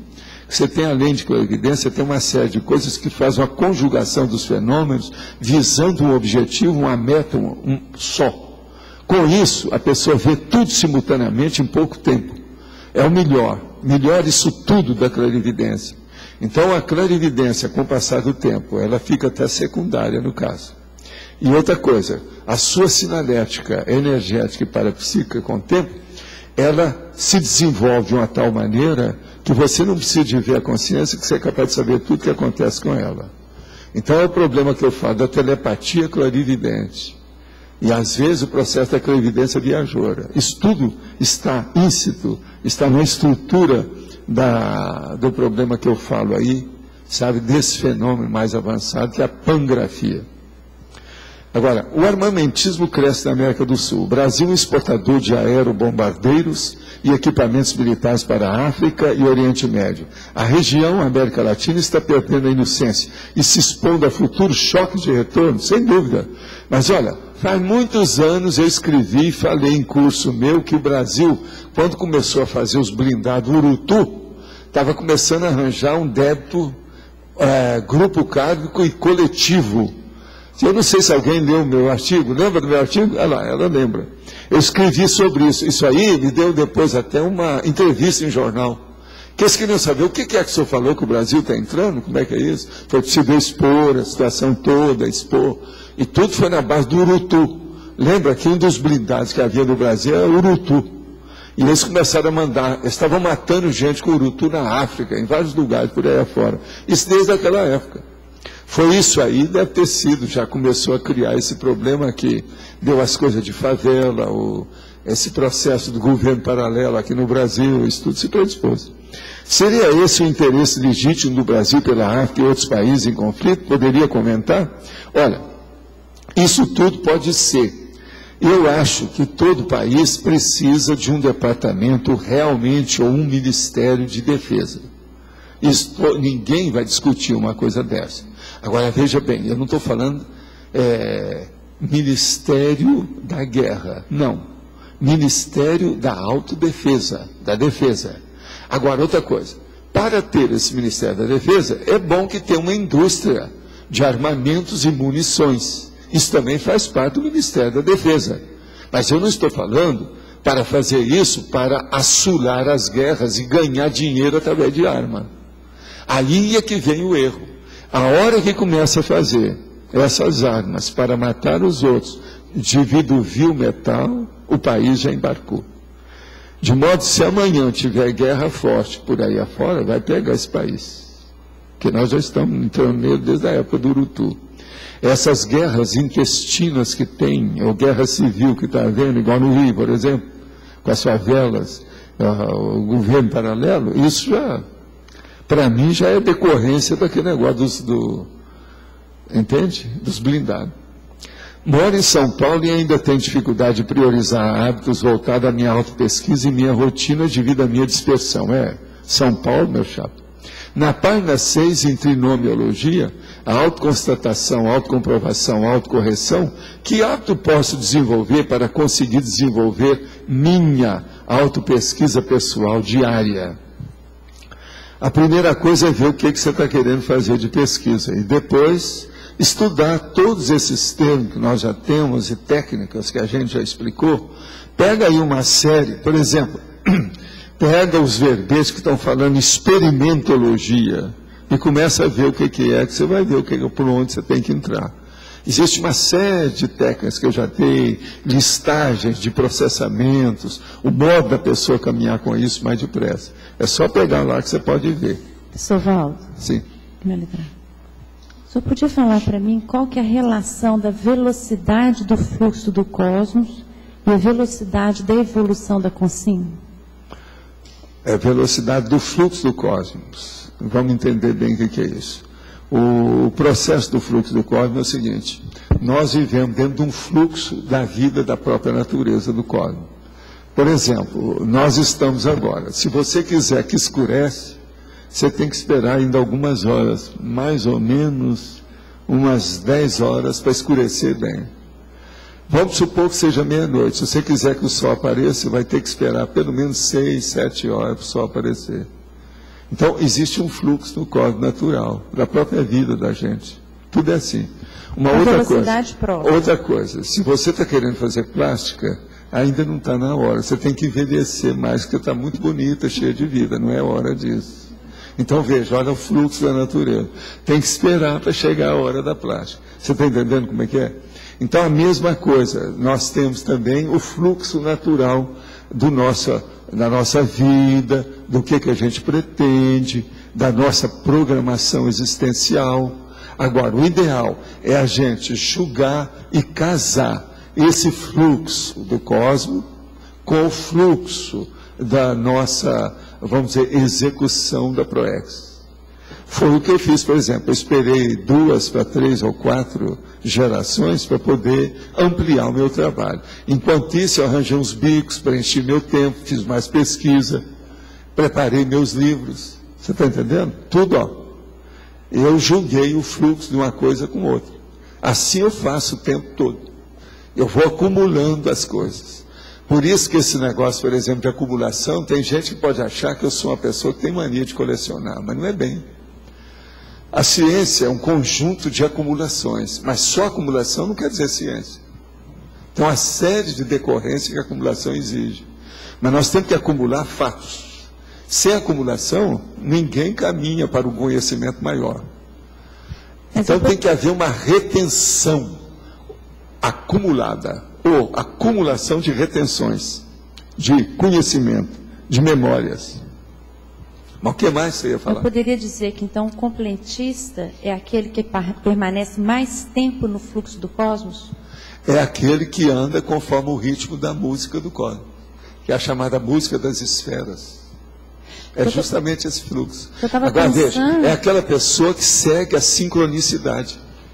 É que a gente não pode falar em sincronicidade, porque é coisa muito complexa, a maioria não entende isso. Eu estava pensando na questão, por exemplo, a gente vai evoluindo, aí tem lá os matabus, tem autocorrupção, tem um monte de coisa lá no meio do caminho.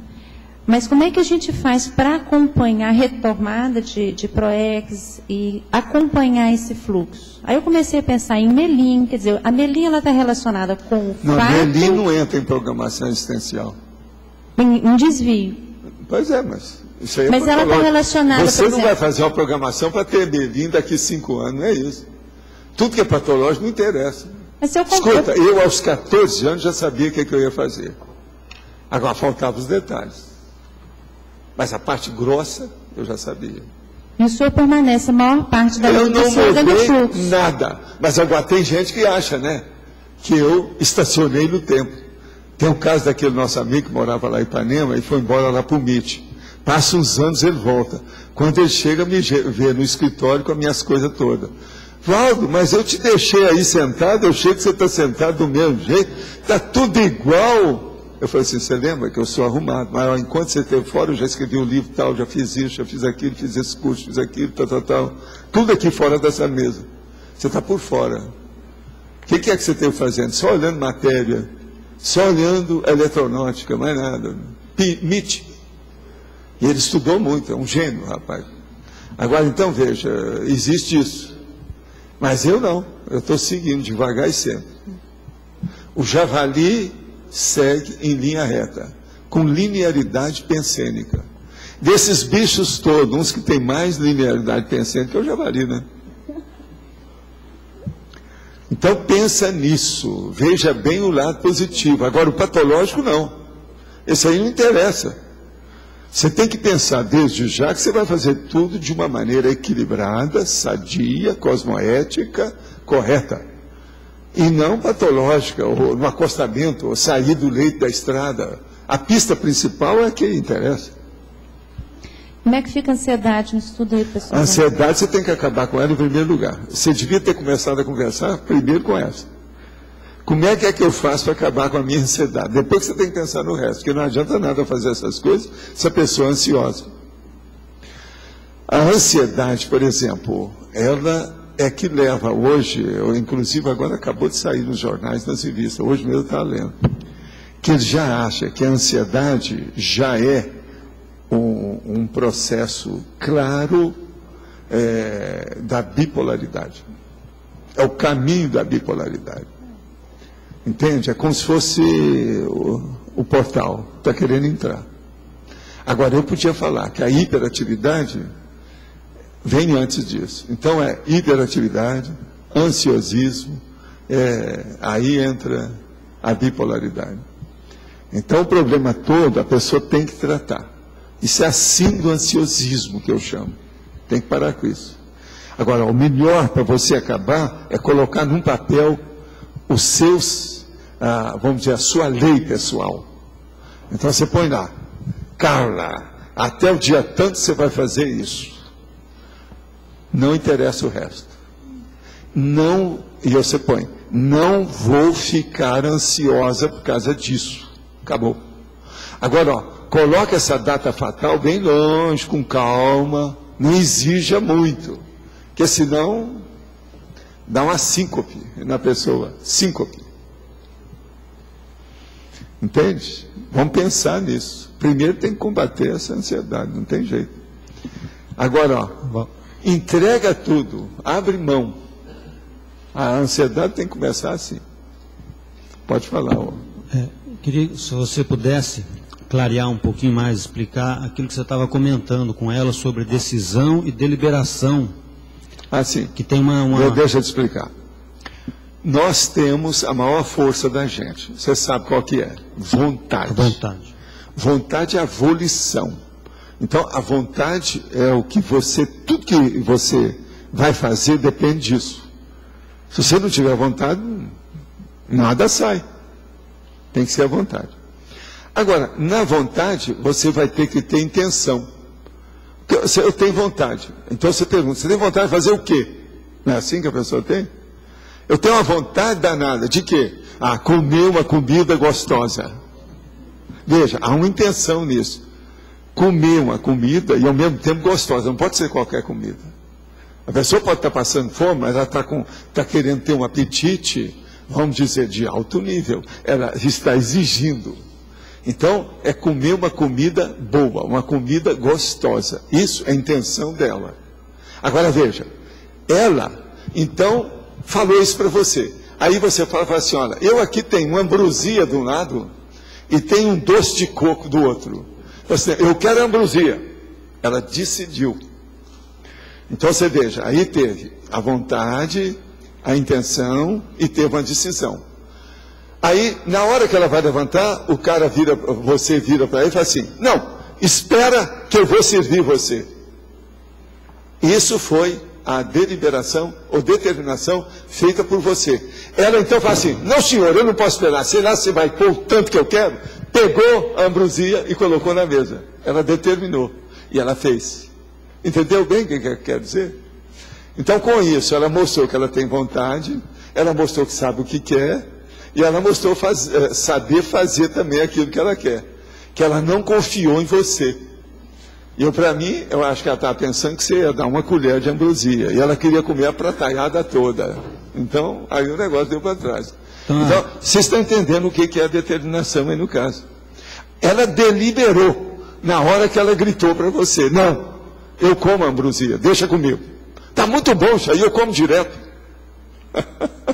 Você sabe aquele negócio da pessoa que está com muita fome, que ela não usa o prato normal. Ela vai direto no tacho.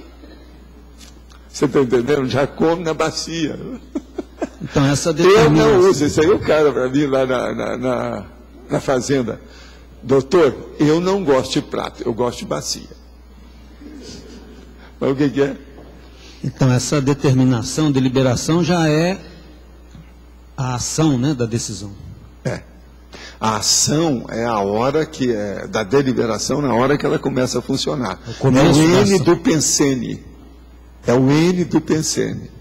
Você está entendendo? É a hora que tem. Que aí ela vai usar o corpo. Às vezes precisa, mas, por exemplo, ela pode deliberar, mas estabelecendo funções, determinando cargos, execuções. Se ela tem gente para funcionar, ela delibera a partir disso. Mas aí depende dela. Aí ela tem que fazer gesto, ela tem que falar. Por exemplo, enquanto você está com vontade, você não precisa de falar.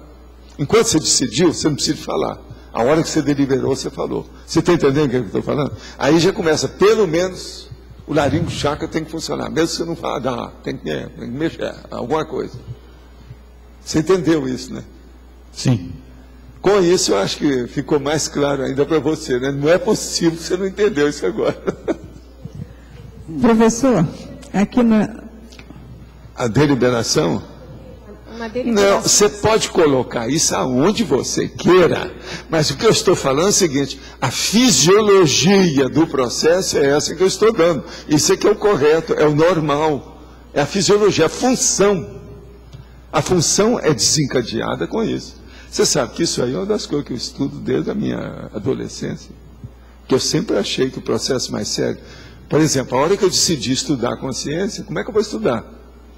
Aí eu comecei a ver, veja bem, na década de 50, e eu lá fui ver na psicologia, chego lá no curso, a dona vira para mim e fala assim, não adianta o senhor estudar esse curso, não tem nada para o senhor, no nível que o senhor está. Isso foi na década de 60. Mas na década de 50, eu já queria estudar, então comprava tudo quanto era livro de personalidade. Até hoje os livros de personalidade são muito fracos. Eu falava assim, dentro da psicologia, o assunto mais pobre que tem, e o mais importante, é personalidade. Vocês não acham que é? Vocês são da psicologia aí. É uma coisa muito séria. No entanto, é o mais obscuro. Do jeito que eu também falava quando eu entrei para a medicina e vi. Na medicina, uma das coisas mais sérias que tem é a psiquiatria, e é o mais obscuro. O que vai fazer? Agora, em segundo lugar, eles me perguntavam assim, mas dentro da medicina, qual é a especialidade depois mais obscura? Eu falei assim, aquela que mexe com a energia. Aí eles falaram assim, mas qual? A medicina não mexe com a energia? Eu falei, mexe. Qual que é? É dermatologia. Que tudo vem para a pele, tudo mexe com a energia. E outra coisa, a dermatologia também não é das mais obscuras que tem até hoje. É incrível isso, que o negócio já vão para 50 anos que eu falei as coisas, pouco mudou. A medicina caminhou, arranjou muito aparelho, a tecnologia melhorou, muita coisa melhorou. Mas veja, nisso aí... E outra coisa, a psicologia também é a mesma coisa. Eu não vejo. Alguém aí tem algum livro sobre personalidade bom? Não tem. Não adianta falar nesses comuns, não, que tem tudo lá embaixo. Fala assim, se a lesão, em dermatologia, se a lesão é molhada, você seca. Ela é seca, você molha. Você molha. Outra coisa. É uma piada. Óxido de zinco. Tem um negócio do óxido de zinco. Que a base tudo é óxido de zinco. Vai olhar que é.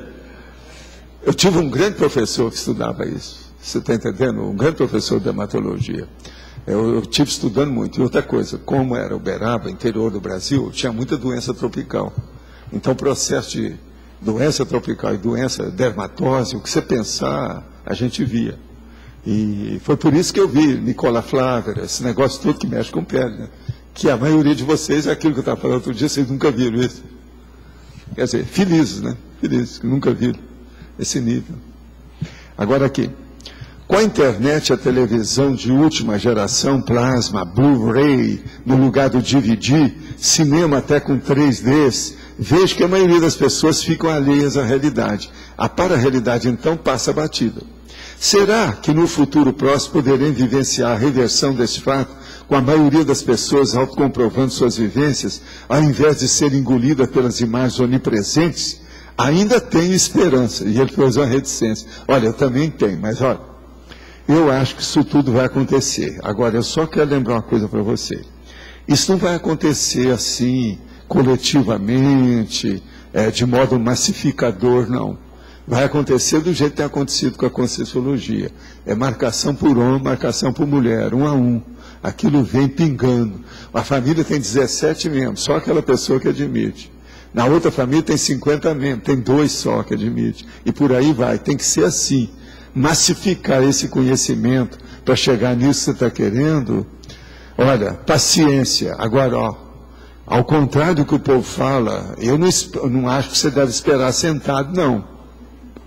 Espere transpirando, vai trabalhar, porque tem gente que fica esperando sentado. Isso aí está errado, não dá. O paradigma consciencial é baseado em alguns princípios: autocomprovação, seriex, multidimensionalidade, cosmoética e outros. Entendo que o básico é a autocomprovação. Os outros princípios nascem a partir dele, ou seja, são redundantes. O que você acha? Em parte você tem toda a razão. Mas agora veja, existe um negócio que eu falei aí agora há pouco, que é muito importante nisso, que é bom você pensar. O nome que eu falei é intenção, ou seja, intencionalidade. Tem gente que quer fazer autocomprovação para passar rasteira nos outros. Então, se não tiver essas coisas que você falou antes, multidimensionalidade, mas que eu falei também, cosmoética, não adianta nada. Uma pessoa vai fazer comprovação sem cosmoética, para passar rasteira nos outros, o que vai adiantar? Então, o processo sério mesmo tem que pôr intenção nisso. Olha, por quê? A pessoa se interessou pela consciência ou pela conscienciologia. Qual a intenção dela? Eu faço o curso de homeopatia e houve uma discussão sobre a melhora da genética com a energia da homeopatia. Gostaria de saber se também melhora para a genética. Olha, a homeopatia, ela mexe no processo da energia. Na hora que mexe na energia, mexe no energossoma ou na energossomatologia. Aí depende da pessoa. Só que tem uma coisa: a energia que a homeopatia usa, ela é toda diluída, ela é pequenininha, ela é fraquinha. Ela sabe mexer pontualmente. Depende do sintoma da pessoa para aquilo melhorar. Agora, por exemplo, você chega e põe um arco voltaico, você está usando toda a farmacopeia homeopática de uma vez. Então você mata mosquito com a bomba atômica. Pensa nisso. Poderia opinar sobre a Emotional Freedom Techniques, a acupuntura sem agulhas para tratar de questões físicas e emocionais? Olha, isso já tinha há algum tempo, essa situação toda. Hoje isso está mais ou menos na moda. Tudo isso pode ajudar. Agora veja, a acupuntura sem agulhas. O que é que a gente faz no arco voltaico? A gente estabelece toda a acupuntura de uma vez. Do jeito que eu estava falando, o arco voltaico coloca a homeopatia toda funcionando ao mesmo tempo. E coloca todas as agulhas da acupuntura funcionando no energossoma da pessoa ao mesmo tempo. Depende dela. Por isso que eu falo, o arco voltaico é mais forte que isso tudo. Por quê? Ele é coletivo, ele é por atacado. O resto tudo é a varejo. O Brasil autorizou em setembro a exportação de 500 milhões de dólares em sistemas de lançamento de bombas de fragmentação, bomba cluster, para o Oriente Médio e Ásia. Estamos tirando vantagem da desgraça alheia. Que consequência de longo prazo isso pode trazer enquanto intervenção grupal? Pode preparar. Se amanhã tiver uma guerra com um negócio maior, o Brasil, que nunca entrou nisso assim para valer, pode receber umas bombinhas por aí. Eu escrevi sobre isso já faz muitos anos. Está lá. Negócio sério. Professor, o senhor poderia falar um pouco da relação de autoconfiança com autocomprovação? O caso é o seguinte: uma pessoa, ela, para ter uma autocomprovação assim de veterano, uma comprovação madura de uma pessoa adulta que tem lógica e racionalidade, ela precisa, em primeiro lugar, ter confiança naquilo que ela está fazendo. Para ter confiança naquilo que ela faz, ela tem que ter amor próprio, tem que ter autoestima, tem que ter autoconfiança, tem que ter uma relativa autossegurança. Se ela não tem isso, não adianta ela querer fazer pesquisa. Não é autocomprovação, é fazer pesquisa, que não vai adiantar nada. Porque ela não confia em ninguém, nem nela mesma. Então, uma pessoa que tem autocorrupção, não adianta querer fazer experimentação. Ela é corrupta. Ela nunca vai ter lógica para chegar a uma conclusão racional. Você está entendendo? Sempre por isso que é que tem essas fraudes científicas, que a pessoa acrescenta, inventa, aumenta. Entendeu? Mas várias autocomprovações não traz mais autoconfiança? Lógico, quanto mais melhor. Outra coisa, chama reverificação.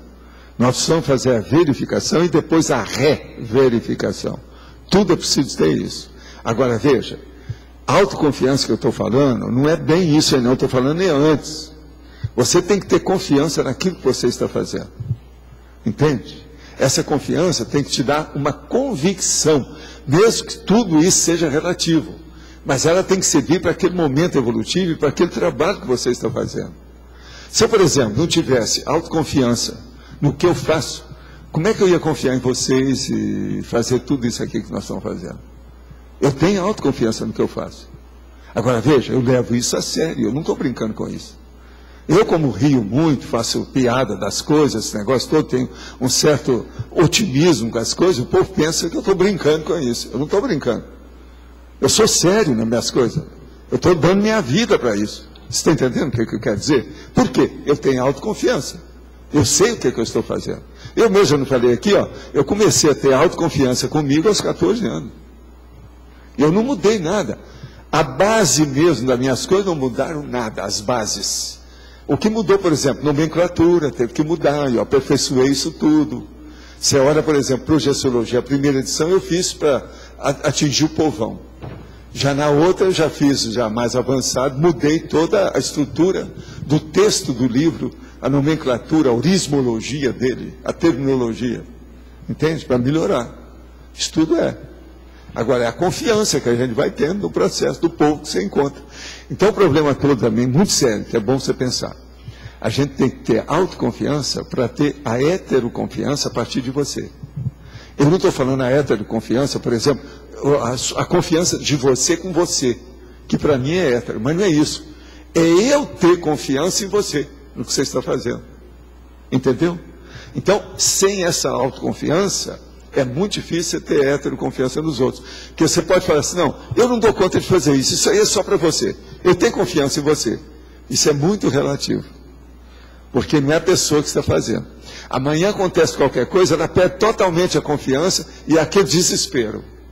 Porque aí puxaram o tapete da pessoa, que ela estava confiando no outro. Se uma pessoa não confiar em si mesmo, é o caminho da puxada do tapete. Geralmente a puxada que a própria pessoa faz em si mesma é quando ela puxa os cordéis do tênis. Se você puxar os cordéis do seu sapato, você vai para trás. Você entende? Isso tem até expressão em inglês, vários lugares que eles falam sobre isso. Você entendeu, né, mais ou menos? Entendi, obrigada. Valdo, aqui na... Sim. Falou-se agora agora há pouco de ansiedade, de síndromes. Essas síndromes, no caso, é uma dificuldade de se ajustar à genética? A causa é mais não, isso? Não é só a genética, é uma série de condições, né? Não é só genética, não. É a genética, às próprias tendências da pessoa, ao temperamento, os potenciais que ela tem, a profissão que ela decidiu ter, a vida afetiva que ela tem, a coisa mais séria.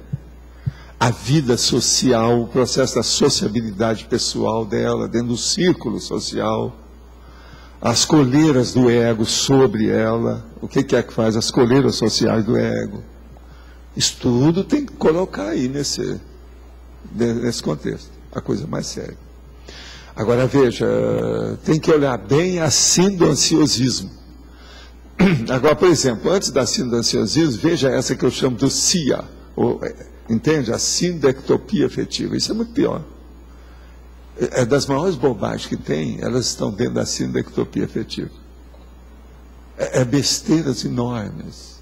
Tudo quanto é tipo de erro lógico, processos, por exemplo, de, vamos dizer, problemas folclóricos da própria pessoa, dentro dos processos culturais, você está entendendo? Então, os idiotismos culturais, eles todos quase sempre são abarcados ou envolvidos por essa sindectopia afetiva. Que a pessoa coloca no lugar, porque ela já está colocando no lugar, porque ela está fugindo da estrada principal, ela está saindo da pista para ir para o acostamento. E aí, quase sempre, a base é emocional. E o problema, você sabe, o ansiosismo, a ansiedade, é justamente emocional pura. Agora, tudo o que é? Psicossoma. Então, o psicossoma desarticulado, alterado, esse é que precisa ser tratado mesmo. Mas agora, veja, se não mexer com as energias, você não vai consertar nada em matéria de emoção. Eu chamo isso de comocionalismo, quer dizer, uma comoção maior. Há uma hiperexcitabilidade dentro do processo. É aquilo que o povo fala, né? É eletrizante. É aquilo que a turma procura, por exemplo, os americanos nos filmes. Não, vamos arranjar, é um processo eletrizante. Você vai numa festa, o cara pergunta, está se divertindo muito? Ah, estou, tá. É isso. Entende? É o thrilling. Você está entendendo? É eletrizante. Que é besteira isso tudo. É através desses eletrizantes que a pessoa entra no tóxico. Ela quer uma coisa eletrizante. Então vamos experimentar o tóxico que eu não conheço. É assim que o cara começa a fumar, começa a beber, começa a usar, entende, cocaína. É uma pena isso tudo. Você entendeu, né, o nível disso? Vocês estão vendo que às vezes se perguntam a determinado conceito, eu sou obrigado a abranger aquilo e ampliar um pouco para a pessoa entender, para a gente situar onde é que fica aquele conceito. Dentro dos processos nossos de pesquisa, de experimentação, isso é inevitável. Por isso que eu sou obrigado, quando a pessoa fala de uma coisa, eu sou obrigado a falar das outras que estão em torno dela, para a gente situar. Qual é a parageografia desse seu texto? Você está entendendo? Uma pessoa pergunta uma coisa, qual é a parageografia desse seu conceito? Onde é que a gente coloca isso dentro do universo, do cosmos, de conhecimento nosso? Como é que fica? Então, às vezes, eu sou obrigado a dar mais detalhes de coisas, vamos dizer, contíguas, next door. É aquilo que eu chamo de aproximações simples. É o jeito. Para clarear mais a coisa. Por exemplo, como é que você vai falar de ansiosismo sem explicar essas coisas todas que eu disse? E tem mais coisa ainda para falar sobre isso. Isso é para começar.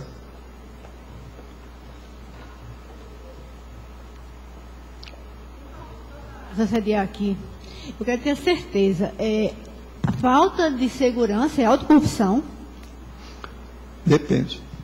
Ainda bem, depende. Nem tudo, nem sempre, nem para toda pessoa, mas às vezes é. Ela não tem segurança nas coisas, mas também não se esforça para ter. Isso é autocorrupção. Você não vê lógica nisso, não? Está no arco voltaico, falou alto.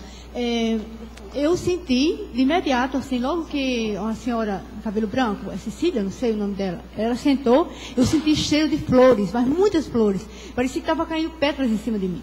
Aí eu olhei, minha vizinha ter saído do meu lado direito, mas Pinheiro, como é Lourdes, estava do meu lado. Eu virei a cabeça para ver, porque eu achei que ela estava com perfume do campo, mas não era ela. Aí depois veio outra pessoa e passou aquele cheiro. E depois eu senti, mas nítido foi na primeira vez. E o senhor falou e eu não falei. Ela mexe com o jardim, você sabe também, né? O senhor uma vez falou isso, mas eu não pensei, não associei uma coisa, arroz e ela tem uma casa com jardim, uma opção de coisa, gramado, bichos, ela é fora de série. E eu não falei porque achei que... Ela estuda muito. Dessas mulheres todas aqui, ó, da nossa CCCI, a Cecília é uma das que eu mais estudo. Então ela isso é autocorrupção. lê tudo, ela sabe tudo, que ela é jornalista há dezenas de anos. Sabia que ela é jornalista? Não. Ela tinha coluna, jornal, tudo, o negócio todo. E outra coisa, ela é poliglota. Ela domina, porque é de base alemã, domina bem o alemão, uma opção de coisas, sabe tudo. Agora, eu vejo o alcance da cultura dela pelo seguinte, ela é mulher igual às outras, uma mulher alemã. A mulher alemã gosta de casa. Ela gosta de casa, ela gosta de jardim, ela gosta dos bichos. Ela tem um gato lá que é uma loucura, tem mais de um gato. Agora, veja, ao mesmo tempo que ela é isso, ela é intelectual. Ela debate sobre política, é uma das mulheres que nós temos aqui, mais politizada que tem aí.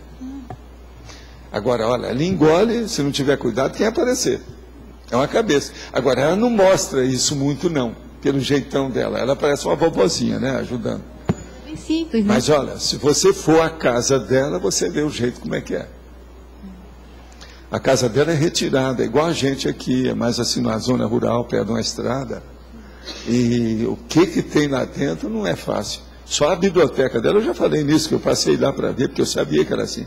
Eu fui lá fora do corpo, então vi, aí eu quis ir lá pessoalmente. Aí eu cheguei lá e comecei a perguntar o que eu vi fora do corpo, para saber, não, e o que é que tinha aqui?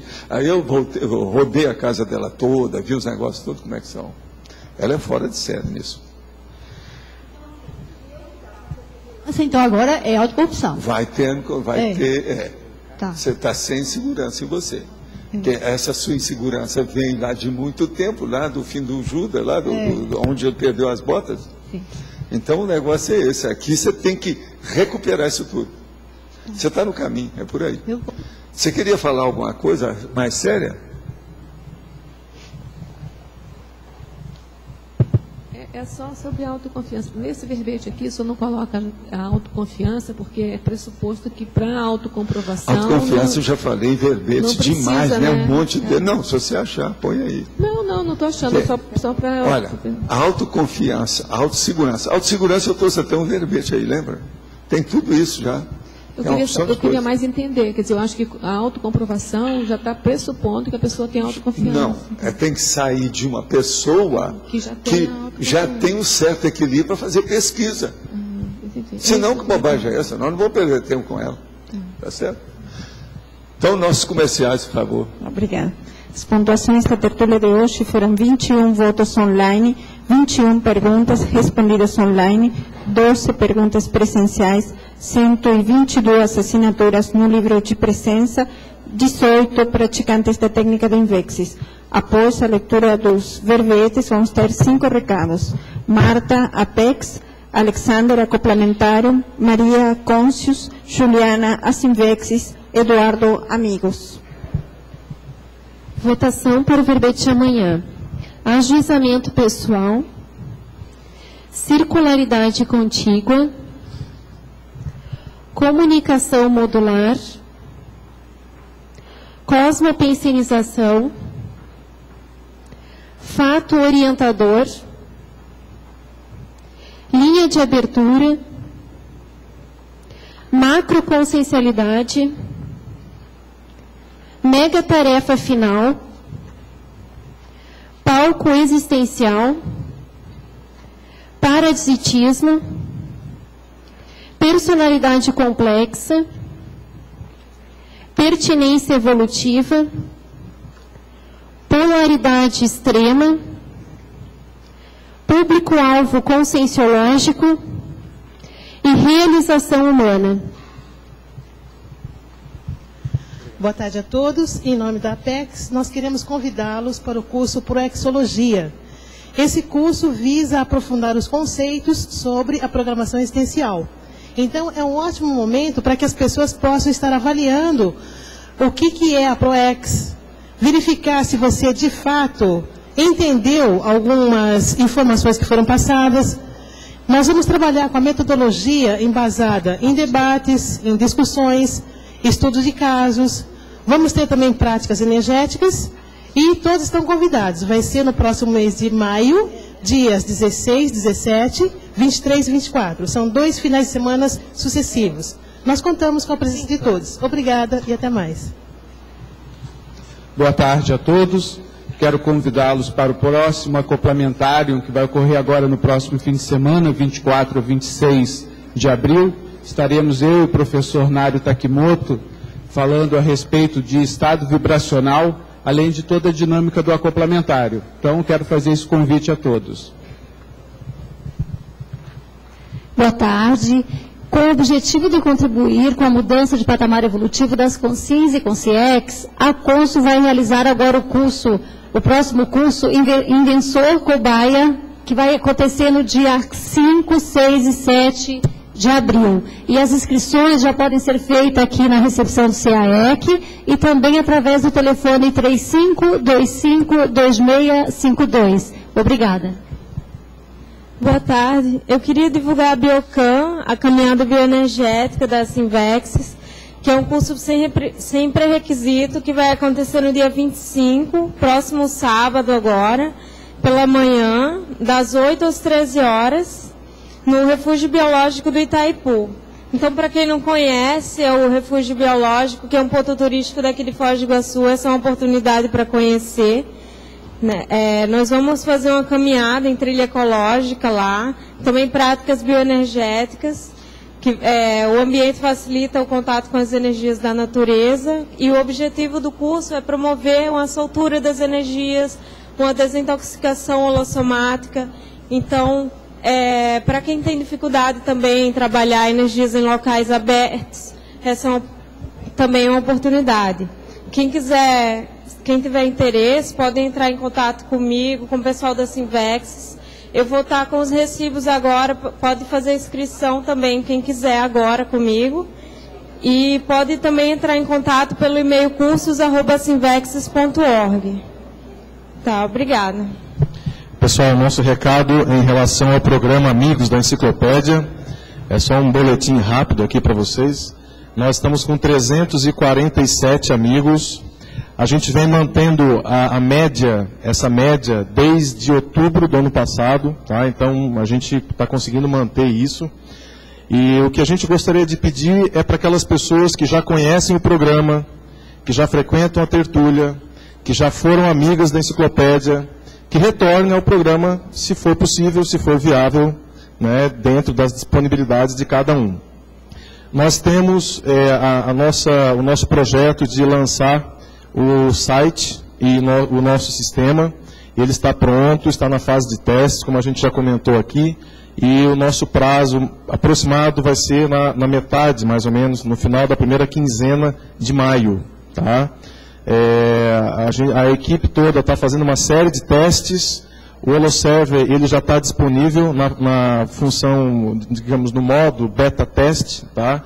Então é bem bacana. A gente já está, inclusive a equipe já está fazendo pesquisas e testes de casa, e vocês vão ter acesso a tudo isso, tá? Nas próximas semanas a gente vai conversar mais sobre esse assunto com vocês, sobre essa transição, tá? A princípio a gente vai manter todas as formas de pagamento atual, o cartão de crédito Visa, Mastercard e Amex, tá? Boleto também a gente vai lançar pela internet, e isso vocês vão estar mais a par aí nesses próximos dias. Qualquer dúvida que vocês tenham, a gente tem assim estamos lançando, né, uma espécie de uma central de atendimento ao amigo da enciclopédia, que é através do telefone do CAEC, o 45-3525-2652. Nós temos um funcionário que está nos ajudando agora, que é o Michel. Mais para frente vocês vão conhecê-lo. Ele já está atuando aí no programa, já está na recepção. Houve essa fusão, né, do Amigos da Enciclopédia com o grupo CAEC. Então, vocês vão estar mais informados assim, em relação a essa fusão. Qualquer dúvida, a gente está à disposição de vocês. Obrigado. Pessoal, só para consertar aqui, eu estava em abril ainda, a data será no 5, 6 e 7 de junho, tá? Desculpem, boa tarde. O verbete vencedor foi Fato Orientador com 19 votos. Obrigada e boa tarde a todos.